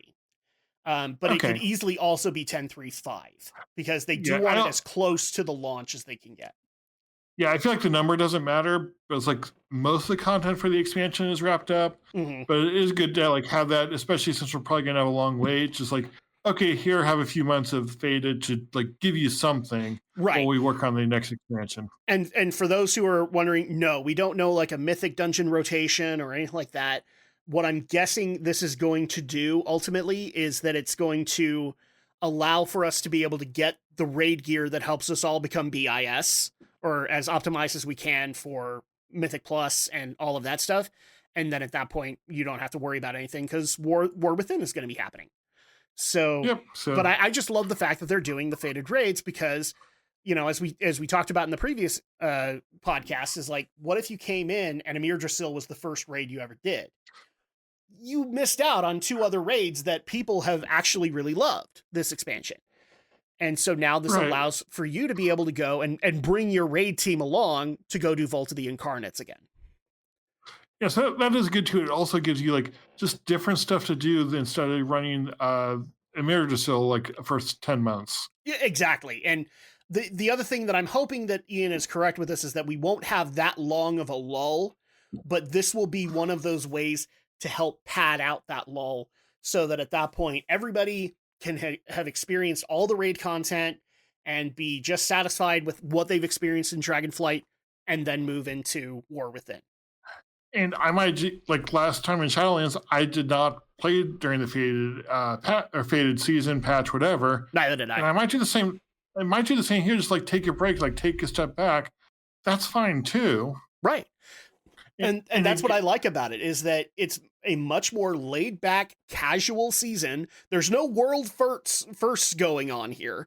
Everybody can just sit back and enjoy the game as it was intended, and have that social experience that WoW devs have been screaming for so long. it's something when looking at like the Final Fantasy community and some of the interviews, how like their devs are okay. It's like, okay, maybe we're going to take a break for a while. That's fine. And I feel like this gives like a good break for the WoW players who want it. That way they aren't like burnt out going into the next expansion. But if you want to keep playing, well, you still have something different to do. So Well, I really like that they're doing that. Yeah, no, it's a great idea, because ultimately, like, some of us are just more casual than others. And now that a lot of the hardcore raiding audience that used to be like part of that world first community are becoming more casual, it allows for us to be able to do those at a pace that we want. And it doesn't punish us like if we were doing a Mirdrasil for progression, it doesn't punish us to go back and do those raids. We will get a currency that we can then use to optimize our character. And so at that point, it doesn't hurt anybody. There's no downside to it. Everybody can get this done and be able to move on to the next expansion and be happy about it. Yep. So I'm very happy about that they're going to bring that back, and it sounds to me like this is going to be a regular thing. And to me, that's great, because it just advertises this expansion for what it does. Because I mean, like, I actually kind of like that you brought up 14, because their philosophy has become, we get it. You're going to take a break, and that's totally fine. Then you can come back for the next expansion and enjoy that, and you can take a break again. And WoW has never run off of that model, ever. Yeah. And now they're actually adopting it. And I hope they like that's something that they embrace, as opposed to saying it's a failure if you unsubscribe. No, it's a failure if you unsubscribe and don't come back. Just be like, oh, you unsubscribe for a month or two because you beat 3 like thing. That's great. Go enjoy your other games. We'll have new content for you soon. Yeah, it's very like a lot of MMOs, or the successful MMOs, are embracing this model too, which really helps out, because sometimes we're more interested in the Zelda game that's coming out as opposed to the new patch that's coming out for WoW. So it allows for you to be able to live your life. And at that point, if you want, like, you don't want to play retail WoW, go and play the Season of Discovery. It's the same account. You can go and do that on your own time. And it just encourages people to take breaks and go do other things and then come back refreshed when there's a new patch, which technically is what world first raiders have been doing far longer than any of us. Yeah, they felt like they still like a ton of prep work, or like getting gold, like building up gold so they could like fund the world first race. Some of them do, but a lot of people like for the world first communities, they are hardcore the first 2 weeks when the world firsts are happening. Oh yeah, definitely. And then they drop the game entirely after that. Like Okay. a lot of the European guilds, when they would do this stuff, like you had people from Greece and a number of other countries that just had a much more casual kind of lifestyle, and so they would have to take breaks. It's the summer. We're going to go off and do other things. Exactly. And so at that point, the world first race, it's hardcore for like that first 2 weeks, and then you're done, and then you can go and do your own thing. Exactly, and that works too. You have the balance. It's like push it really hard and then go play other games. Yeah, now you can actually have that message in your tooltips, where like, enjoy all things in moderation, even World of Warcraft. Exactly. And you actually live up to it, Blizzard. So I'm happy about that. But overall, so we are coming up on that magical time, Rising Sun, and we've gone over all of this stuff. Just like scale of 1 to 10, how excited are you for War Within and future expansions? My answer is going to be 6 plus 7 I. All right, cool. So cautiously optimistic. Got it. That's my feelings are quite complex about this. Yeah. I'm still cautiously optimistic. I'm waiting to see how the story unfolds. Obviously, we just barely had the end cinematics drop for Amir Drasil, and how that's going to affect things, and how characters are going to be affected by that. And then we're going to get these epilogues for characters. So I'm gonna approach this with a cautious optimism, but right now I am optimistic about some of the things that they're doing. Yeah, I'm excited for it, especially now that I've become much more of a single player experience kind of guy, and this just works for me. So I'm very happy about it. I saw enough quest chains from Dragonflight I need to go back and do too. So. Mm-hmm. Well, yeah, because now you need to catch up on all the quests so that everything makes sense. It never makes sense to me, but that's okay. Well, I know I have to because I've got questing with Drak, so I've got to give people my opinions on the overall story of Dragonflight, which okay. That's going to be interesting because I think in the next week or two is going to be the start of that, where I drop the Drakthir starting zone. Okay, so I should comment on your videos with my unrelated. Oh yes, totally. Just bring up randomly that you want a waffle or something, and I'll be like, yeah, I'll have a waffle with you, buddy. Oh, you should go listen to the thing that I was talking about when you were. Oh, I am going to, my friend. I'm going to be listening to it. I'm looking forward to it. I'm getting a bowl of popcorn and everything. Not the right food. You should get bacon instead. There you go. So yeah, we have to wrap things up, unfortunately. But Rising Sun, if people have any disagreements with you or want to talk about what you're excited about this for War Within or Midnight, how do they reach out to you to see your content? Well, if you have disagreements with me, then you go to the channel Drak247, whatever number that is. Okay. Yes, I think I do have you on like recommended channels.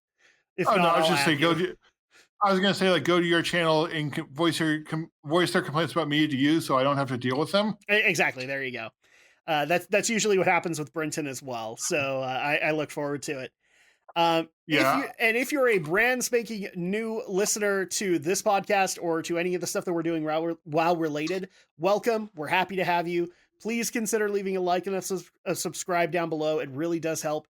And bring up things that you're excited for on War Within and Midnight and Last Titan. And I mean, we didn't even talk about the Hearthstone updates or Warcraft Rumble or any of that stuff. Feel free to leave those in there too. And we'll have that discussion with you in our usual jackass kind of way, but we'll have that conversation with you. Exactly. So that'll be awesome. And thank you so much, Rising Sun, for joining me on this, because you and I, we just don't get to do podcasts that often. And it's always such a pleasure, my friend.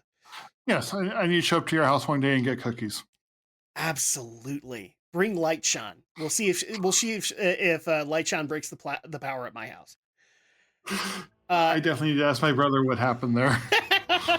And in the meantime, thank you guys so much for listening. We will catch you guys next time. Until then, take care and enjoy Dragonflight for how long it lasts. Until next time, Talk to you later, everyone.